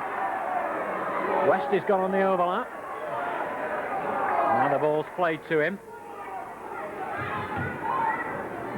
Good turn by Hughes. Can he get there before the keeper? Well, he forced a mistake, and a great chance here for Pugh. Yes, and Pugh has put the Shakers 2-1 up. Exactly half an hour into the second half. On a 1-0 half-time deficit. Turn round with 15 minutes to go. Good running by Ian Hughes, who forced a save out of the keeper, but when the ball rebounded, the cross that was put in was so inviting for Pugh, and he made no mistake. Oh, and the ball, the cross, that's a great save by Bracey, and the acrobatics get it clear. I think it was Nicky Reid who finally got the ball clear.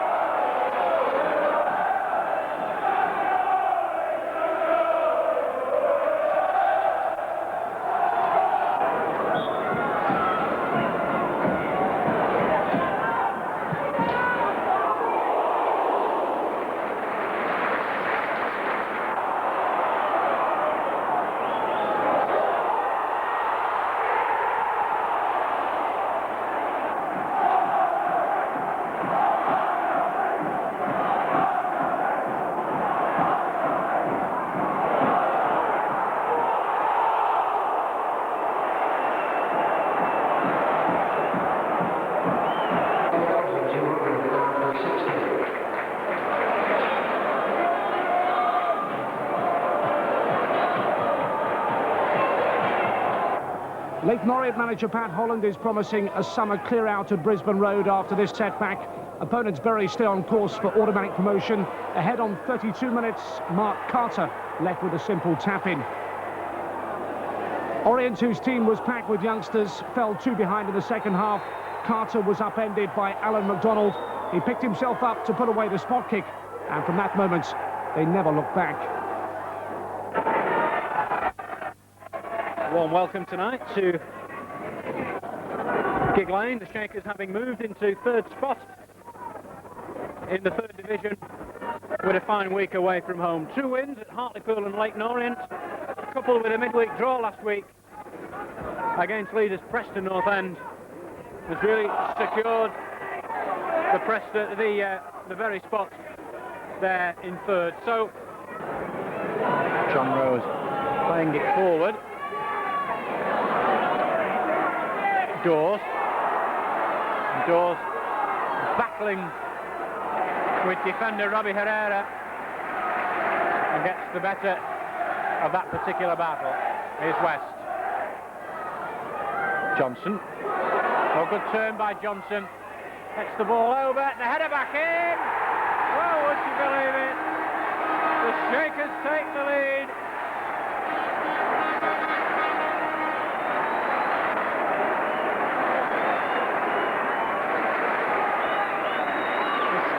Mark Satori. 9 minutes on the watch. The manager's selection justified. Bury 1, Fulham 0, and a good header from Satori. And a good cross to give him the opportunity. From here, no, it's chipped over, and Fulham were ready for that one. Oh, hook back in. Johnson's onside. Well, long throw. Satori back to do some defending as the centre's gone forward. That's a good save from Bracey. His first.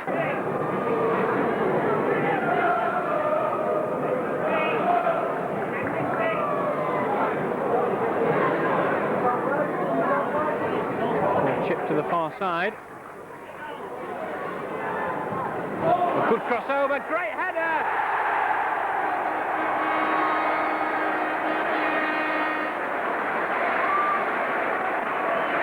There was nothing that Fulham's goalkeeper could do about that.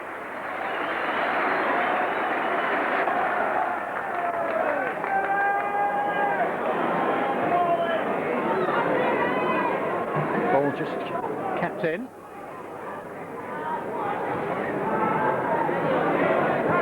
And a good ball forward. The flag stays down. 3 in the box calling for the ball. Must be the third. It is the third. Ian Hughes.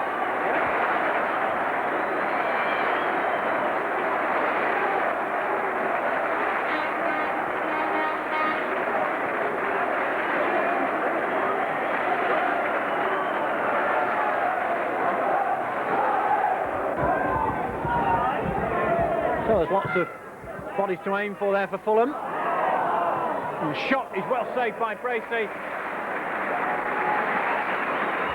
He's not had much to do with this game, but he's made a couple of very important saves.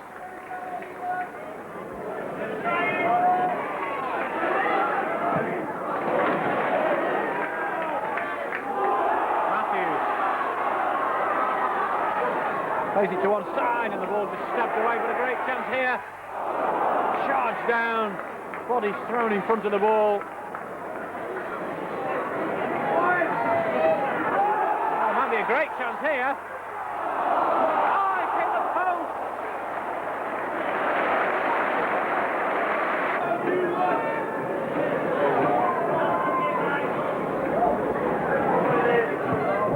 All chipped up.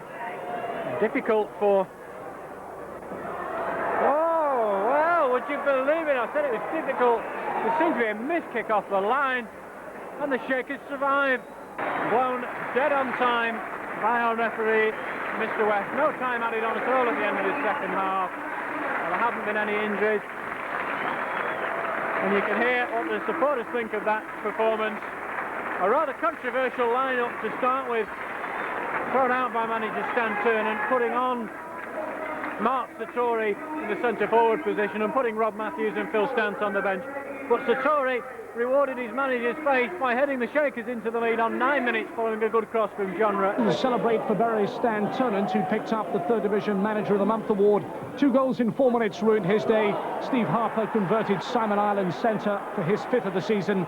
And then Simon Wood registered his first goal for Mansfield.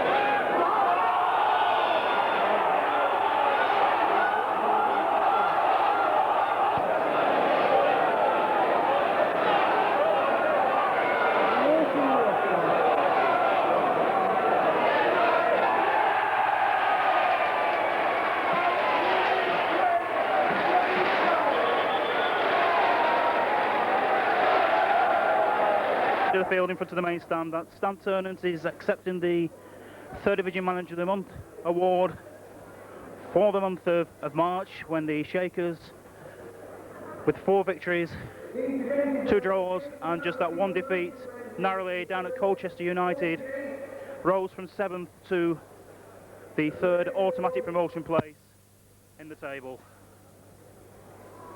Not quite sure just the last time that a better manager won that award. I think it was probably Mike Walsh. But it's certainly been a wee while. It's nice to see, and evidence of the good job that Stan Ternent's done since he took over from Mike Walsh, taking the team from 22nd up to... Brings the bottom club Torquay United on the long trip north. And Torquay know that if they lose today and Scarborough win, then they're consigned to the bottom slot and possible. John Rose may leave the free kick for Brabin. Dawes, it's curling in, no, it's curling just wide. Dawes looks heavenward, but it was a good side.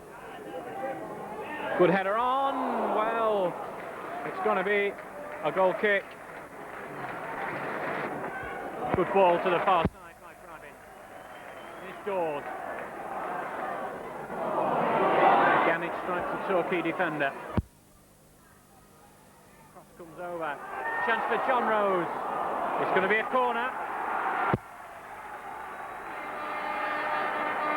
The defender got there first.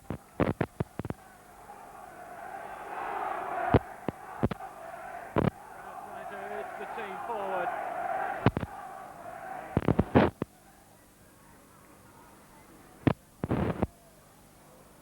Ketty's header. Now the flag's up for offside. The flag was raised. Oh, how the Shakers need one of these goals here. Oh, it's not punched clear. Torquay happy to pack it away. Reed heads it back towards the danger area. Great chance. Oh, it's a beautiful goal! And it's Mark Carter.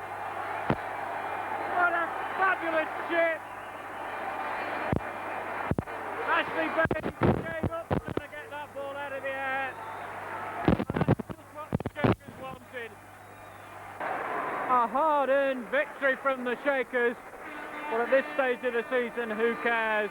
Just 1 goal in it, scored a delightful chip on the edge of the penalty area by Mark Carter in the 71st minute.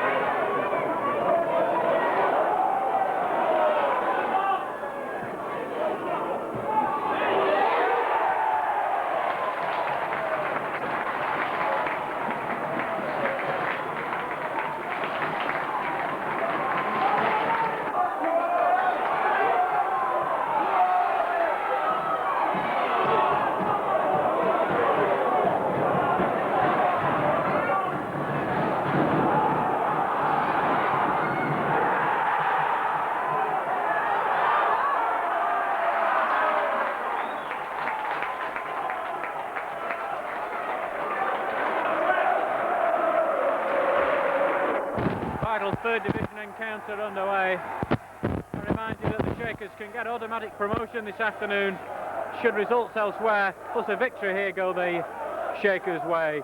That set of results that's needed are draws or defeats for Plymouth, who are playing at Cardiff today, for Wigan, who are playing at Fulham, and for Hereford United, who are playing at Mansfield Town. But most importantly of all, the Shakers must get themselves 3 points here this afternoon. Darlington with just Johnson upfield, the rest defending this corner. That was a difficult one to the near post. It's not cleared yet. The overhead kick, great chance, it's in! Oh, Darlington have scored. And their first corner. And what a shot for the Shakers. Good flick on. Jackson across. That's a great tackle. And a second time, but danger's not cleared. Strikes Jackson.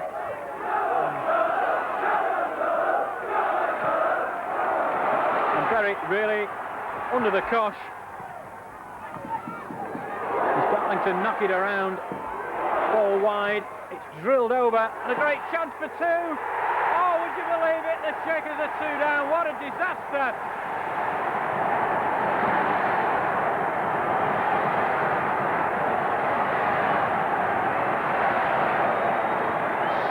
Minutes played.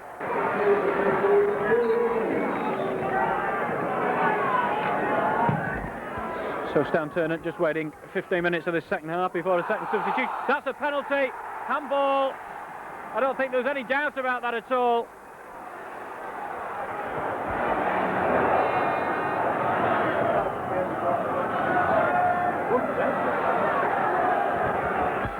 So Mark Carter steps up with a terribly important penalty. There's half an hour left. The Shakers are 2 down and he really must score. Oh, it's saved! Oh, Mark Carter holds his head and a gilt-edged opportunity for the Shakers.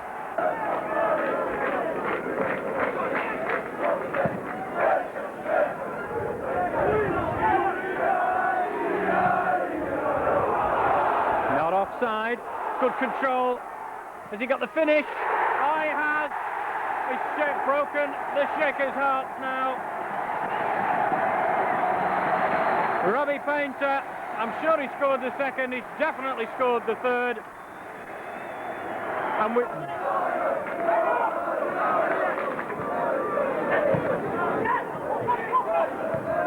on towards Stant. Fendek gets his head to the ball though. John Rose. Matthews. Brabin. Brabin. Great chance here for Darlington. It's 4. No, it's not. Yes, it is. And Darlington is 4. And I think that's a hat-trick. If I was right about Robbie Painter's second goal, that's certainly his hat-trick. The Shakers completely demoralised. And they're leaving in droves on the far side. South this morning. Hearty bunch of supporters over to our left made the long 260-mile trip from Gig Lane. They're in good voice, they're in good heart, following all, despite the defeat up at Darlington last week. The Shakers looking for Laketti. Strong header over. Oh, good save from Fox. Dawes. On for West. West checks. Finds Dawes. John Rose. John Rose stopped. Turned the ball taken off him and then won it back. Oh, well, the referee gives a penalty, and it is a penalty. A foul just inside the penalty area, and I think the very fans haven't realised that the referee's awarded a penalty. They do now. So Mark Carter with a great chance on the half hour here for the Shakers.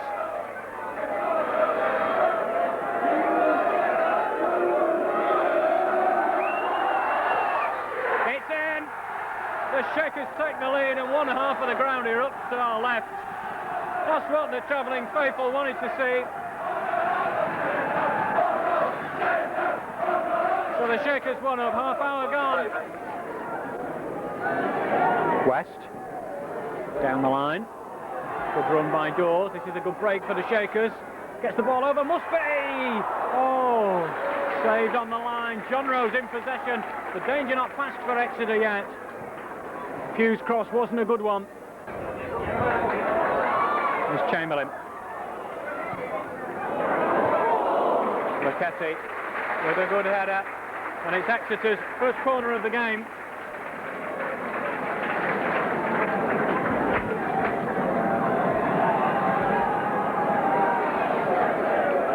Taken short is Hare. Indecision again. Well, how did that one stay out? The ball chipped back in. Difficult for Bracey here. Oh, it's in. It's given. Exeter have equalised.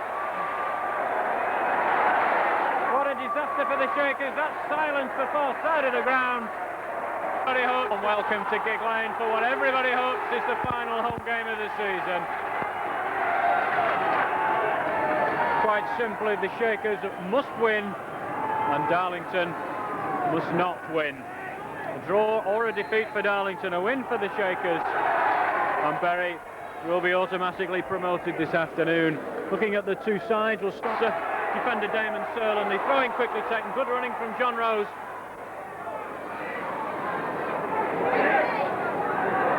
West did well there with a difficult ball. Headed down, saved by the keeper. It's in! Yes! The Shakers take the lead. David Pugh got a second bite of the cherry, and most of the ground's up on its feet.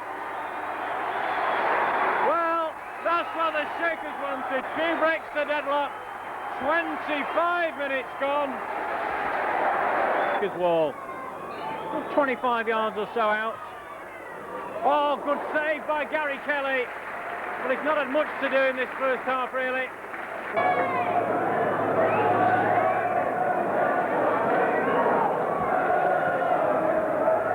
Kelly's kick upfield. Underneath it is Carter. Johnson. The ball did the work there. Still Johnson. Still Johnson. Good save. Oh, he's got in! Oh, he's got in! And the Shakers are 2 up. Johnson can't believe it. The ground erupts and Bury have got some breathing space. We're 7 minutes into this second half. Bury 2, Cardiff City 0.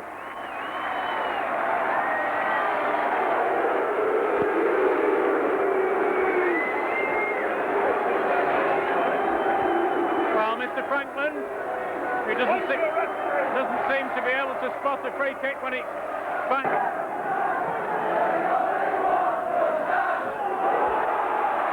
Here's John Rose.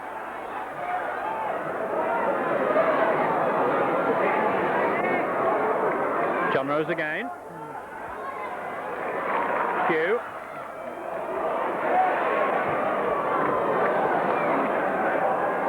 Rigby. Shot from Rigby, 3-0! Well, that settles things here.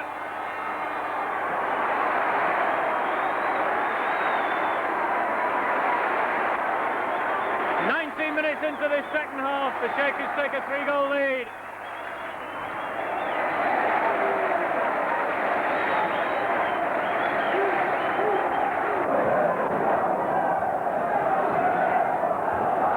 Ball comes over, headed down. Oh, a chance here. Well, how did it stay out?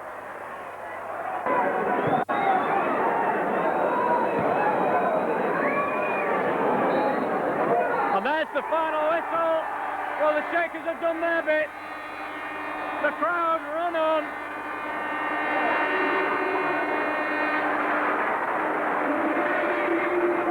So the crowd have run on, and it's now all down to the last few seconds at Glanford Park.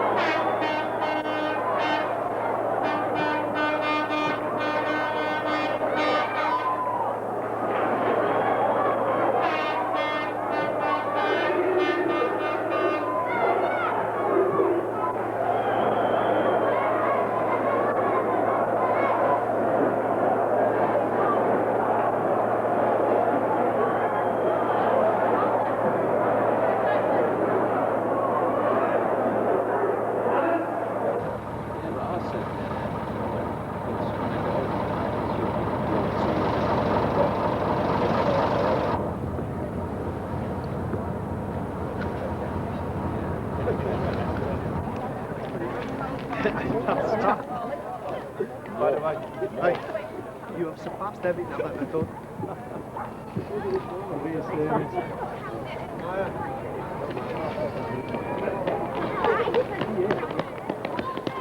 I'll tell you what.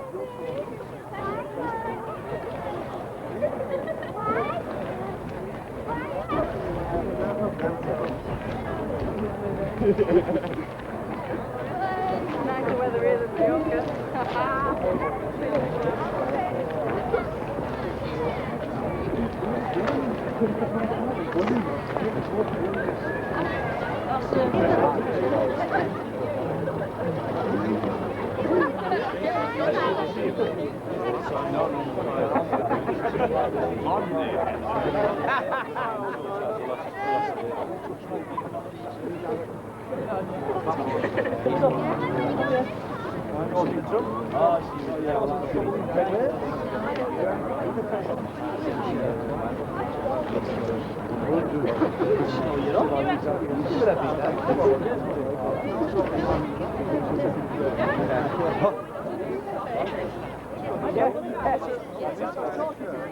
Make sure you got home.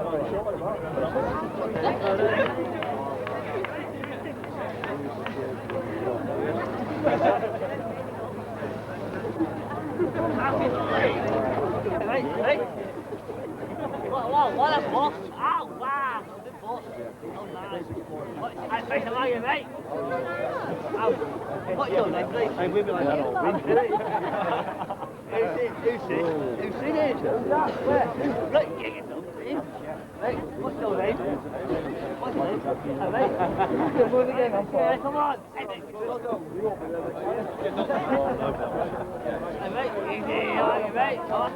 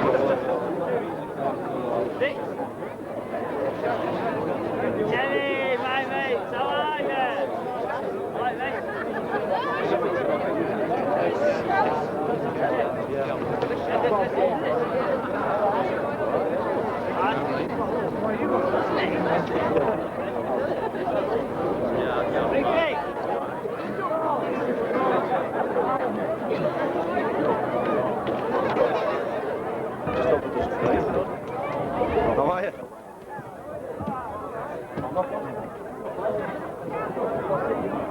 Right.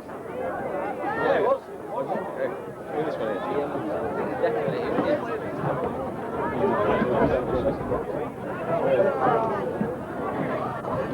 No more room on the bus. Thank you. Standing up.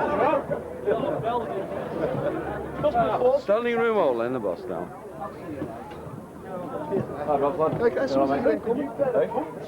Hey, another pair. No, I'm not.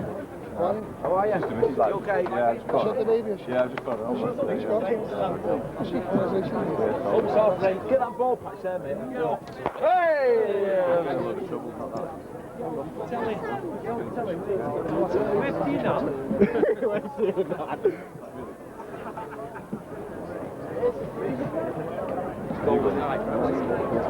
How are you, Chris? All right, mate. Some geezer coming in the clinic. Oh, perhaps. Did you get back, lad? Done well there, didn't you? Been on holiday. Oh, well there.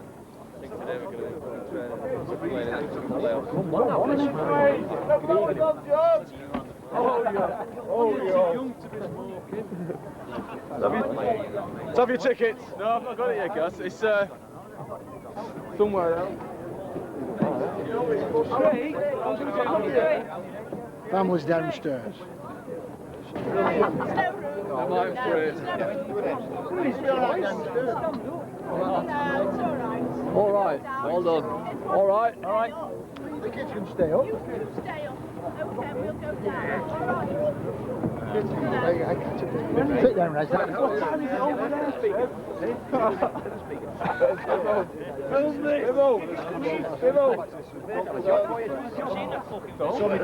Jacko, just bless that.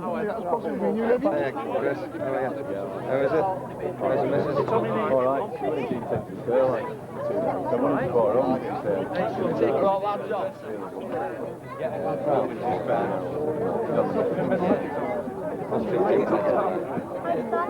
Hi, Stanty, how you doing?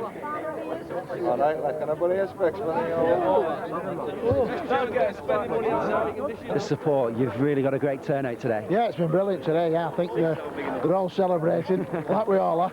No, it's been brilliant. You must be a very proud man. Yeah, we're very proud. You know, super support. We think it's brilliant. What do you say about these supporters? They've been excellent, haven't they? Well, they always get behind us. The away support, as you know, is brilliant. We have a good core of home supporters. They're all brilliant. Today it's their day. We just brought the lads so they all can enjoy it. Like you said, today's their day, and it will make up for Wembley from last season, won't it? Well, a lot of these here thought they wouldn't be here this year. No, it's been great. We'll have another chat in a bit. Thanks very much.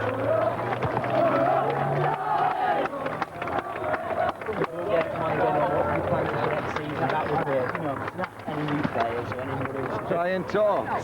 Stan, that was a tremendous reception. Yeah, marvellous, marvellous. You must be a very proud man. Yes, we're pleased. It's been a long season, but we'd rather be on this court than in the playoffs at this present moment in time. Talk us through the Cardiff game. It must have been a traumatic 90 minutes. Well, the actual match against Cardiff, our match against Cardiff was okay. We won that game comfortably, but the problem was everyone had a radio, and the score was fluctuating from minute to minute, and of course they were running about 4 to 6 minutes behind us. So it was that was more difficult listening to the Scunthorpe Darlington result than our match. But never mind, all's well that ends well. The celebrations after must have been something special. Well, they were, but the lads enjoyed it. I was knackered by the end of that day, but it's smashing. Yeah, we're enjoying it now. Great, thanks, Stan.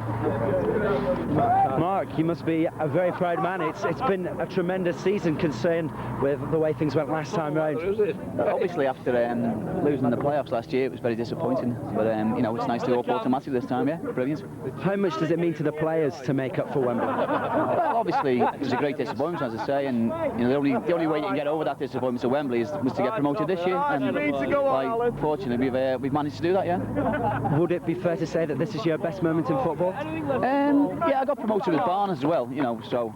Well, this is nice because when I was playing for Barnet, I was more outside than, you know, actually with the club, because I still lived in Liverpool, whereas this is like a lot better. We never did this at Barnet anyway. What do you think about the supporters? They are really special, especially away from home. Unbelievable, yeah. You know, as you say, away from home, it's a different class. And then at home when we do well, you know, it's just frustrating sometimes, and obviously the frustration comes out, but overall, like, you know, they're top class, aren't they? Second division must be something you're looking forward to. Very much so, yeah. You know, there's some big games there next year, and you know, it's going to be a good season, both you know, for the players and the fans. Obviously, it's the first time we've been promoted for a number of years, or something, 10 years. So it's going to be good all round. Hope you have a good day today. How did you celebrate last Saturday? I can't remember. It was that good. Yeah. No stories that we shouldn't know about. No.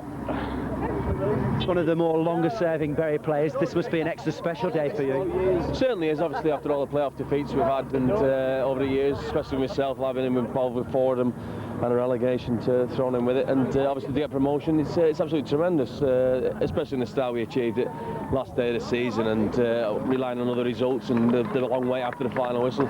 So it's absolutely tremendous that we can get promotion, and obviously we're glad to celebrating today. Talk us through that last day of the season. There must have been a whole host of emotions going through you at that time. It certainly was. Obviously, you know, we knew we had to win for starters, and we had to rely on Darlington either drawing or losing, and obviously they were in the driving seat, and they had the pressure on them to win the game, and obviously it was a hell of a game, 3-3, and but obviously they've drawn. At the end of the day, we've won and we've gone up, so you can have sympathy for them, but at the end of the day, we got the promotion, and we're not too worried about anybody else. How much does it make up for Wembley last season? Oh, hell of a lot. I was just saying to one of the lads, it's nice to be sat on the bus celebrating promotion rather than doing a lap of honour just for being runners up at Wembley. Nice trip down there and good experience for some of the lads who haven't been there before.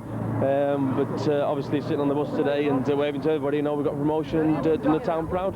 The second division will be a totally different challenge from the third. How do you see it going? Obviously we might have to improve the squad somewhere along the line, but obviously the club's going forward, and obviously we'll have to wait and see what the management does during the summer, both with signings and re-signing the players that are out of contract. Yeah, there they all are, there, look. So much, thank you. Same lot, yeah. Button behind you.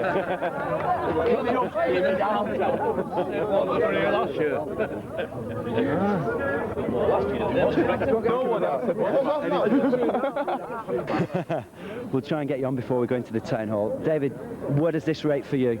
Oh, it's brilliant in my first season getting promotion. It's really good, like, and I didn't expect to get in the first team this season. I thought I'd have a couple of appearances, but I've played quite a few games and I was really pleased, so it's great. When you're comparing it to Manchester United, in the title, which one did you want more, Bury promoted or United? Bury promoted. Doesn't make any difference now, United winning the title. It's just I'm going to take my own career now, and being promoted with Bury has been brilliant. What's your prospect for the second division? I think we'll do well if we get off to a good start. I think we'll do really well. And how did you celebrate last Saturday night? That's I can't remember. That's how good it was. I really enjoyed it. Great, thanks so much. Thanks a lot. You sign him.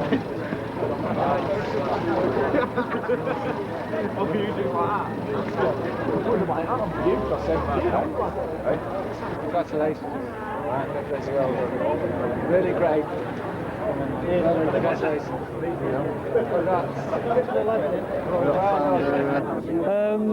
Well, we went to the last game of the season. If we'd have got a better result at Exeter, it could have been finished earlier. But fair play to Darlington, they kept playing, kept going right to the end, and fortunately Scunthorpe did us a favour. What was going through your mind on that last 45 minutes of the season? Well, we knew Scunthorpe were 2 up at half-time, and we were beating Cardiff, so we thought, we do our homework, we'll be there. But then obviously Darlington made a fight back. Then Scunthorpe went 3-2 up right near the end, and we thought we were safe again. And then Darlington equalised, and the last few minutes seemed desperately a long time. But it was a great ovation at the end, wasn't it?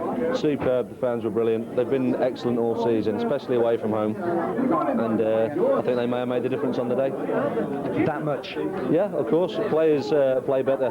They react to the noise of the crowd, and they were excellent. Thanks very much. That's great. Okay. Phil, we're just talking about Wembley. How much does this make up for last season in the playoffs? Well, I think I don't know if we could have handled another few weeks in the playoffs. It really took a lot out of us last year, but we're absolutely delighted. You know, we had a little bit of luck at the end, which I think deserted us during the middle part of the season. But at the end of the day, we got there, and now it's time to enjoy it because the lads have worked so hard, and we've got what we deserve, to be fair. When you talk about the supporters going through emotions at Wembley, I think people don't realise sometimes just how much emotion players go through. It was a long day, and it's the most disappointing day of my life. You know, Wembley's no place for losers, but the hardest thing I think for us was to get stuck back in again. We had a few weeks off, was back in, and I think that's probably why we had a slow start, was because of the Wembley experience, but we got through in the end, and we're absolutely delighted. Second division could be something special next season, couldn't it? It's a very difficult league. I was there with Cardiff before I came here, and the gap between this division and the styles is enormous. So you know, I'm sure the chairman and the manager know that they've obviously got to make 2 or 3 quality signings to strengthen the squad even more. Is that something that we can expect? I would imagine so. It's a necessity. It's happened before where I've been with clubs who've got promoted, and suddenly we've been struggling because we haven't brought players in. But I don't think that'll happen this time. Quick word with Phil Stant Jr. What do you think he'd have? Brilliant. He's a great goal scorer, isn't he? Would you like to follow in his footsteps? Yeah. Good stuff. Is he a striker by nature? Well, he thinks so. His head's bigger than mine anyway. Great. All right. You've made life very exciting for us this year, perhaps a bit too exciting towards the end. But we're very, very proud. You've helped put Bury on the map. And we're looking forward to next season when you might be going up yet again and be playing the likes of Manchester City or Bolton. Of course, they could be coming down into the hours we're going up past them, so you might not get to play them. Anyway, you've really done wonders with town. You've brought the town a feel-good factor, and I congratulate you for that. And on my own behalf, it's cutting toward the end of my year now as mayor, and you really put the icing on the cake for me. Thank you very much indeed. Thank you.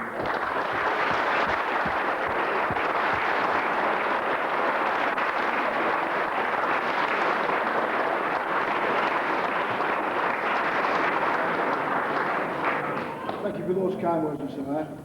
We'd just like to thank everybody on behalf of the team, the directors and the management for the super support that we've had, not only from the town, but from the people who come down and watching us, and in particular from the people on the council, because I think it's well documented that the help and the advice and the support that we get from everybody concerned up here. One or two of the councillors do go out of their way to give an even more support. And I'd just like to thank our long-distance runner who did an absolutely superb job for us. Thanks.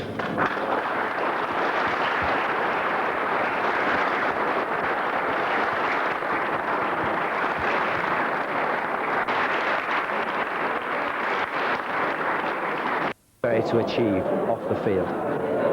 Off the field, I think that we're particularly pleased with the growth of the family involvement we've had this season, and particularly I think what we're aiming at off the field is to get far more children interested and get there with coming along with their parents.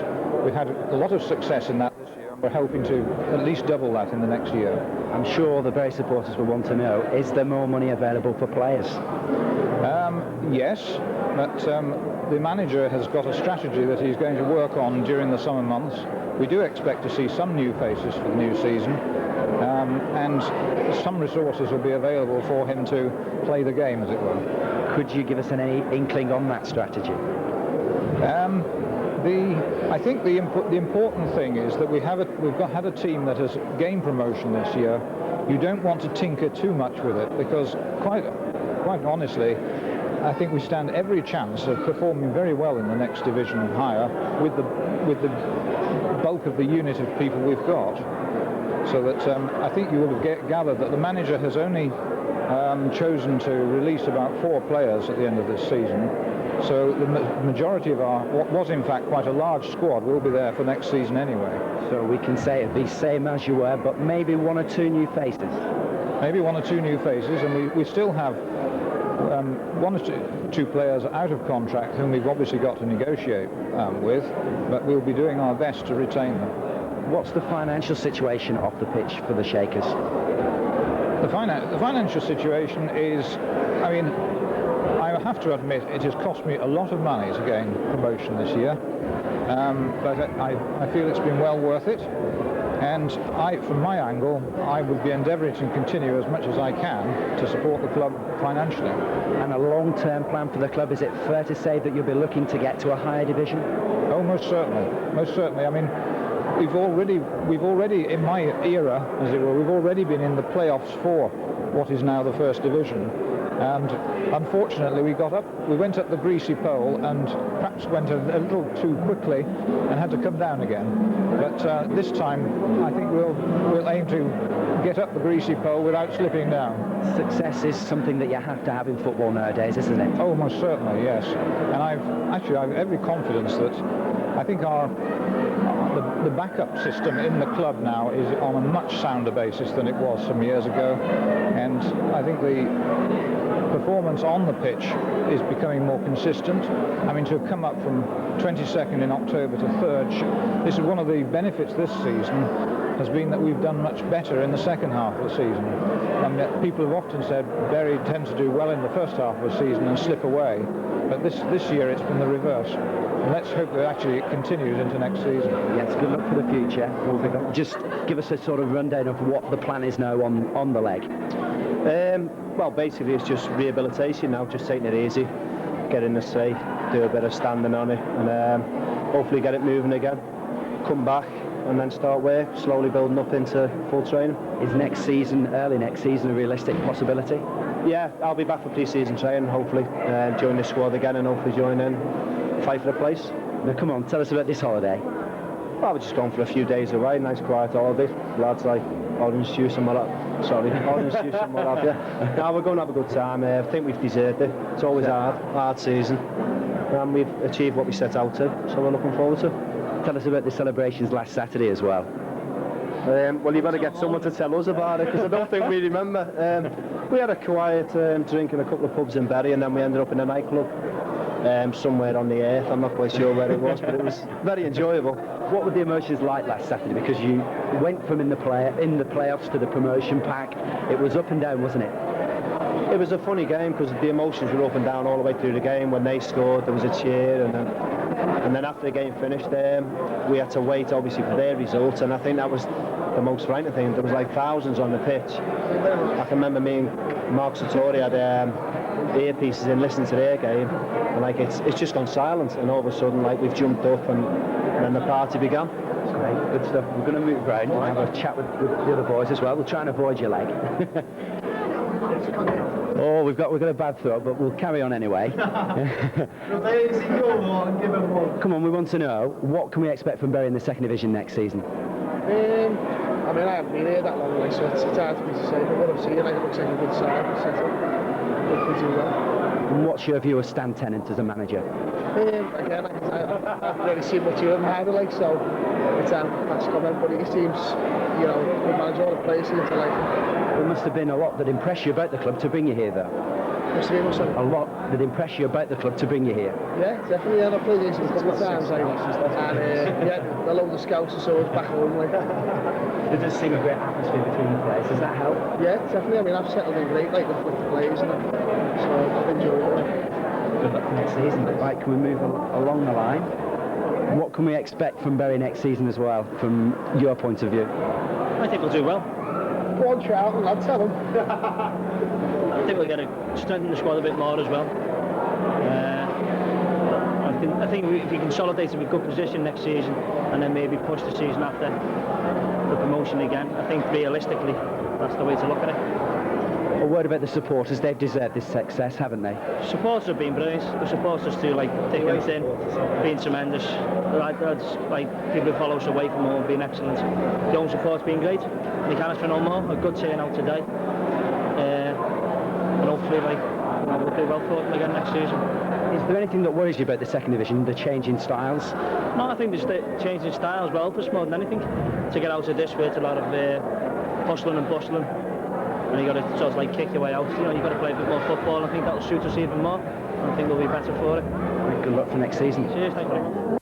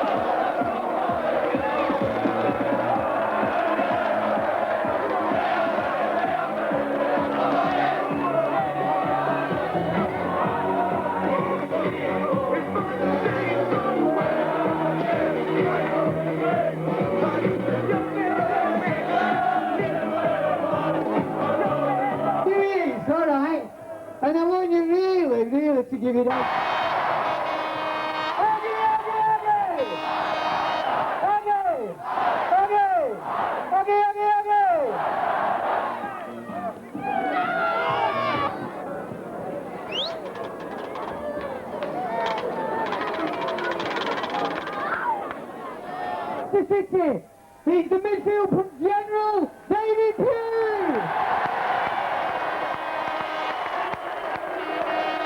He's going to be upset, but listen, put your hands together, Lee Bracey.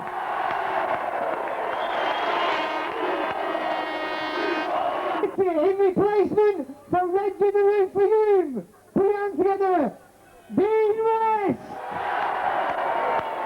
Dino.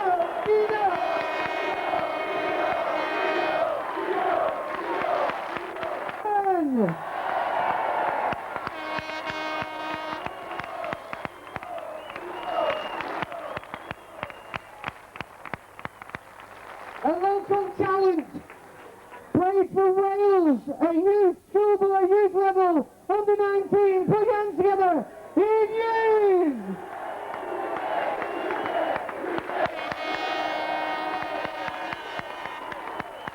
When you have Nicky Jones!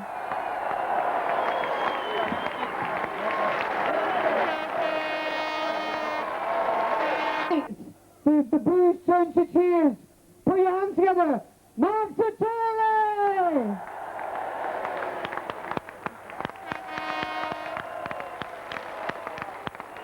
Due to injuries. Put your hands together. Ryan Cross!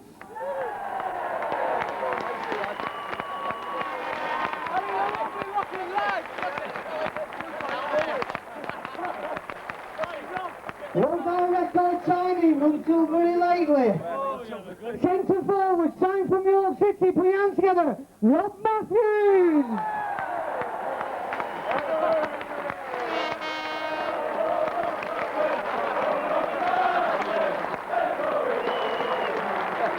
This guy, amateur football, signed from Barnet, put your hands together, Mark Carter!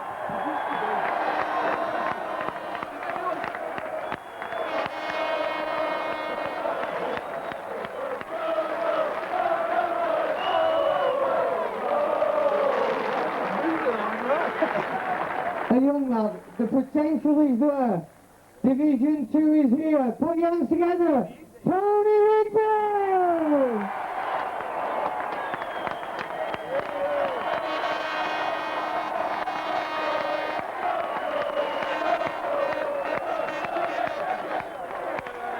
Gamble, he is an absolute terrific player. Put your hands together. David Johnson!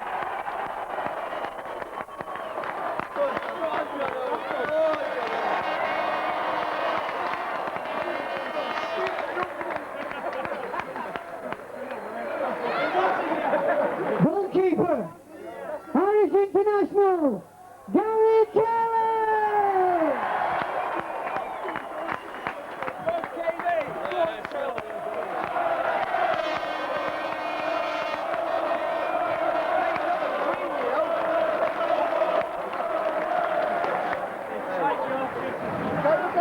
Pass to the back four.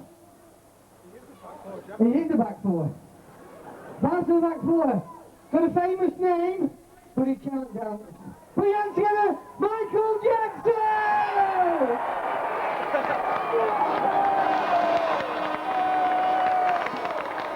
Nicky Reed!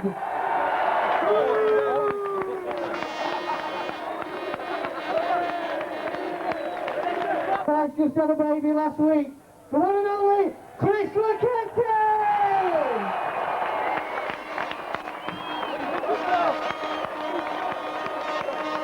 Andy Woodward!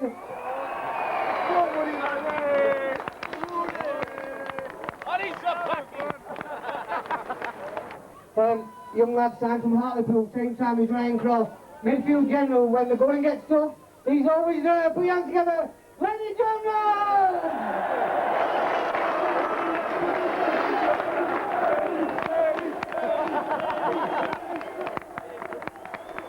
Always injured, Johnny!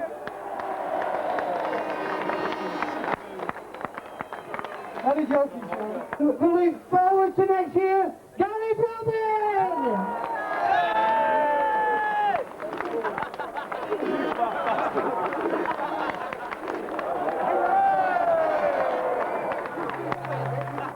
Ladies and gentlemen, this guy is another prolific goal scorer in his own right. Put your hands together. The one and only Phil Stone!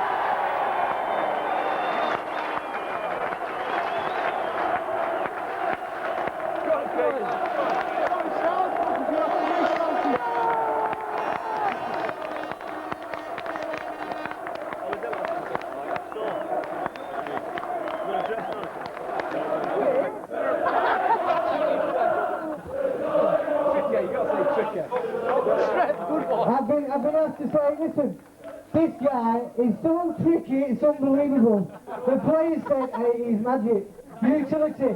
If we need a defender, he's always there. Put your hands together. Trevor Matthews!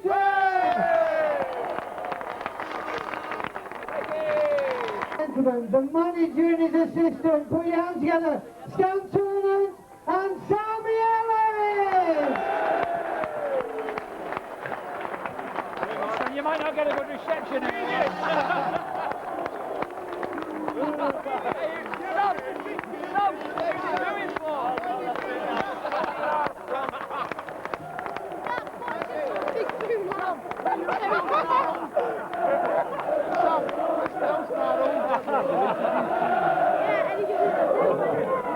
Put your hands together, ladies and gentlemen, a guy who puts a terrific hand.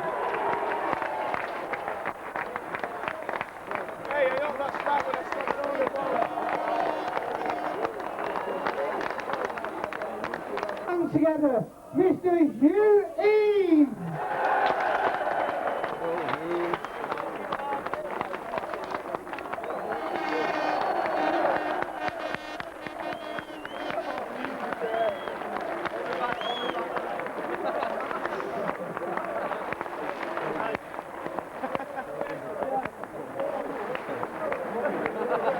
Chef, put it on Matt's head.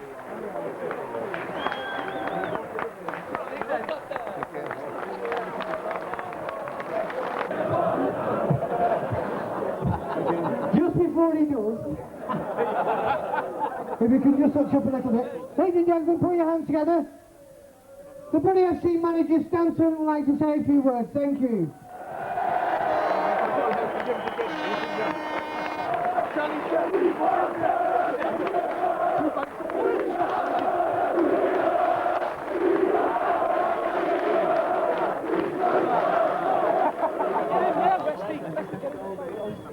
First of all, thank you, one and all, for turning up and giving us such a marvellous reception. Thank you.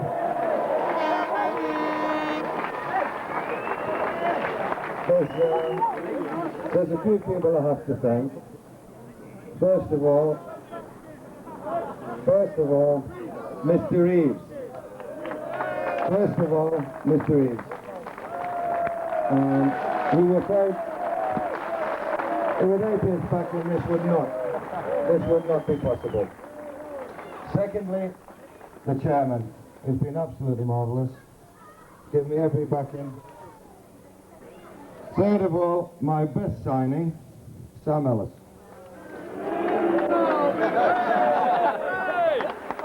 Louder than that, please.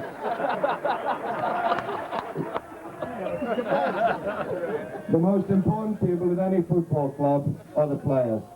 We will be as good, bad, or as indifferent as they are. So, again, I'd like you to put your hands together in appreciation for a marvellous set of lads. Thank you.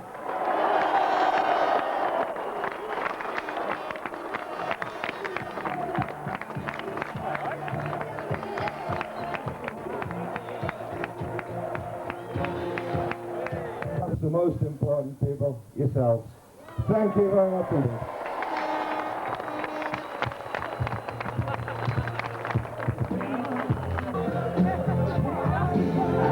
For the club, but for the people as well. They've really brought the feel-good factor into Bury. They've done a marvellous performance, and we're so very, very proud of them. We hope they've gone strength to strength from now on. We're looking forward to going up again. Perhaps next year or the year after, Division 1. That's where we're going. And what about those supporters out there? Unbelievable, the number of people that have turned up and the atmosphere out there. I don't think we'll get rid of them. They're absolutely brilliant. We should have sold tickets. Tremendous. We're very, very delighted. coming to the end of my year as mayor now, and it's really been the icing on the cake as far as I'm concerned. A marvellous performance. I'm delighted. Yeah. Do you want to go and get your food? Just before you go and get your meal, tremendous support out there. That is just amazing. Oh, it's brilliant, especially with the likes of Manchester United coming home today. Like, to be honest, like I didn't expect. You know, I expected a few, but not that many. But that support's outstanding. You know, they're not just being here, but all the way on the bus. So brilliant, superb. Makes promotion all the more worthwhile, doesn't it? Oh yeah. Words can't explain how much it means to the club. You know, everyone's delighted all the way through. So, you know, I can't say much more than that, really. Go and enjoy yourself. Thanks so much. Thank you. Great stuff. Cheers. Before we go get food, can we have a quick one? Yeah, of course, yeah. On the other. Who's in the room there? Tony Rigby. Tony, that's just amazing out there, isn't it? Super support. Well, it is. Oh, God. Yeah, it's great, I suppose, you know, like it's nice to actually give them something they can cheer about, you know, and I think it's, you know, it's good for the town, it's good for the football club, it's absolutely brilliant, really. As a local lad, it must mean even more for you. Well, I'm not actually a local lad, believe it or not, I'm a Lancashire lad. You must feel like you're a local lad. Well, I do, yeah, I mean, I live up here for a couple of years now, and, you know, I know most of the, you know, quite a lot of the fans, and, you know, it's great for me, you know, I realise how much it means to these people within the last 2 weeks after us getting promotion. They've been absolutely superb. It makes up for Wembley a major way, doesn't it? Well, yeah, I mean, we would like to have gone up a little bit easier, but I mean, just it all adds to it, doesn't it? You know, I mean, I think it was brilliant the way we went up. You know, the tension. I thought it was brilliant. Very style is going to suit the second division, isn't it? Well, I think so. Yeah, I mean, you know, I think it's going to be a little bit easier in the sense that it's going to be a little bit more football played. You know, I mean, we've used the long ball a little bit this year, but I mean, you have to get out of the lower leagues, and hopefully we'll play a little bit more football and progress again. Now, I want you to give me your verdict to Stan Tennant's performance, because sometimes when a manager leaves, as Mike Walsh did, it's hard to bring in the new manager, but promotion within seemed to help the club. Well, of course, yeah. I mean, he didn't do anything different, but a fresh face, you know what I mean? Everyone's on the toes. Had to be fair to him, you know what I mean?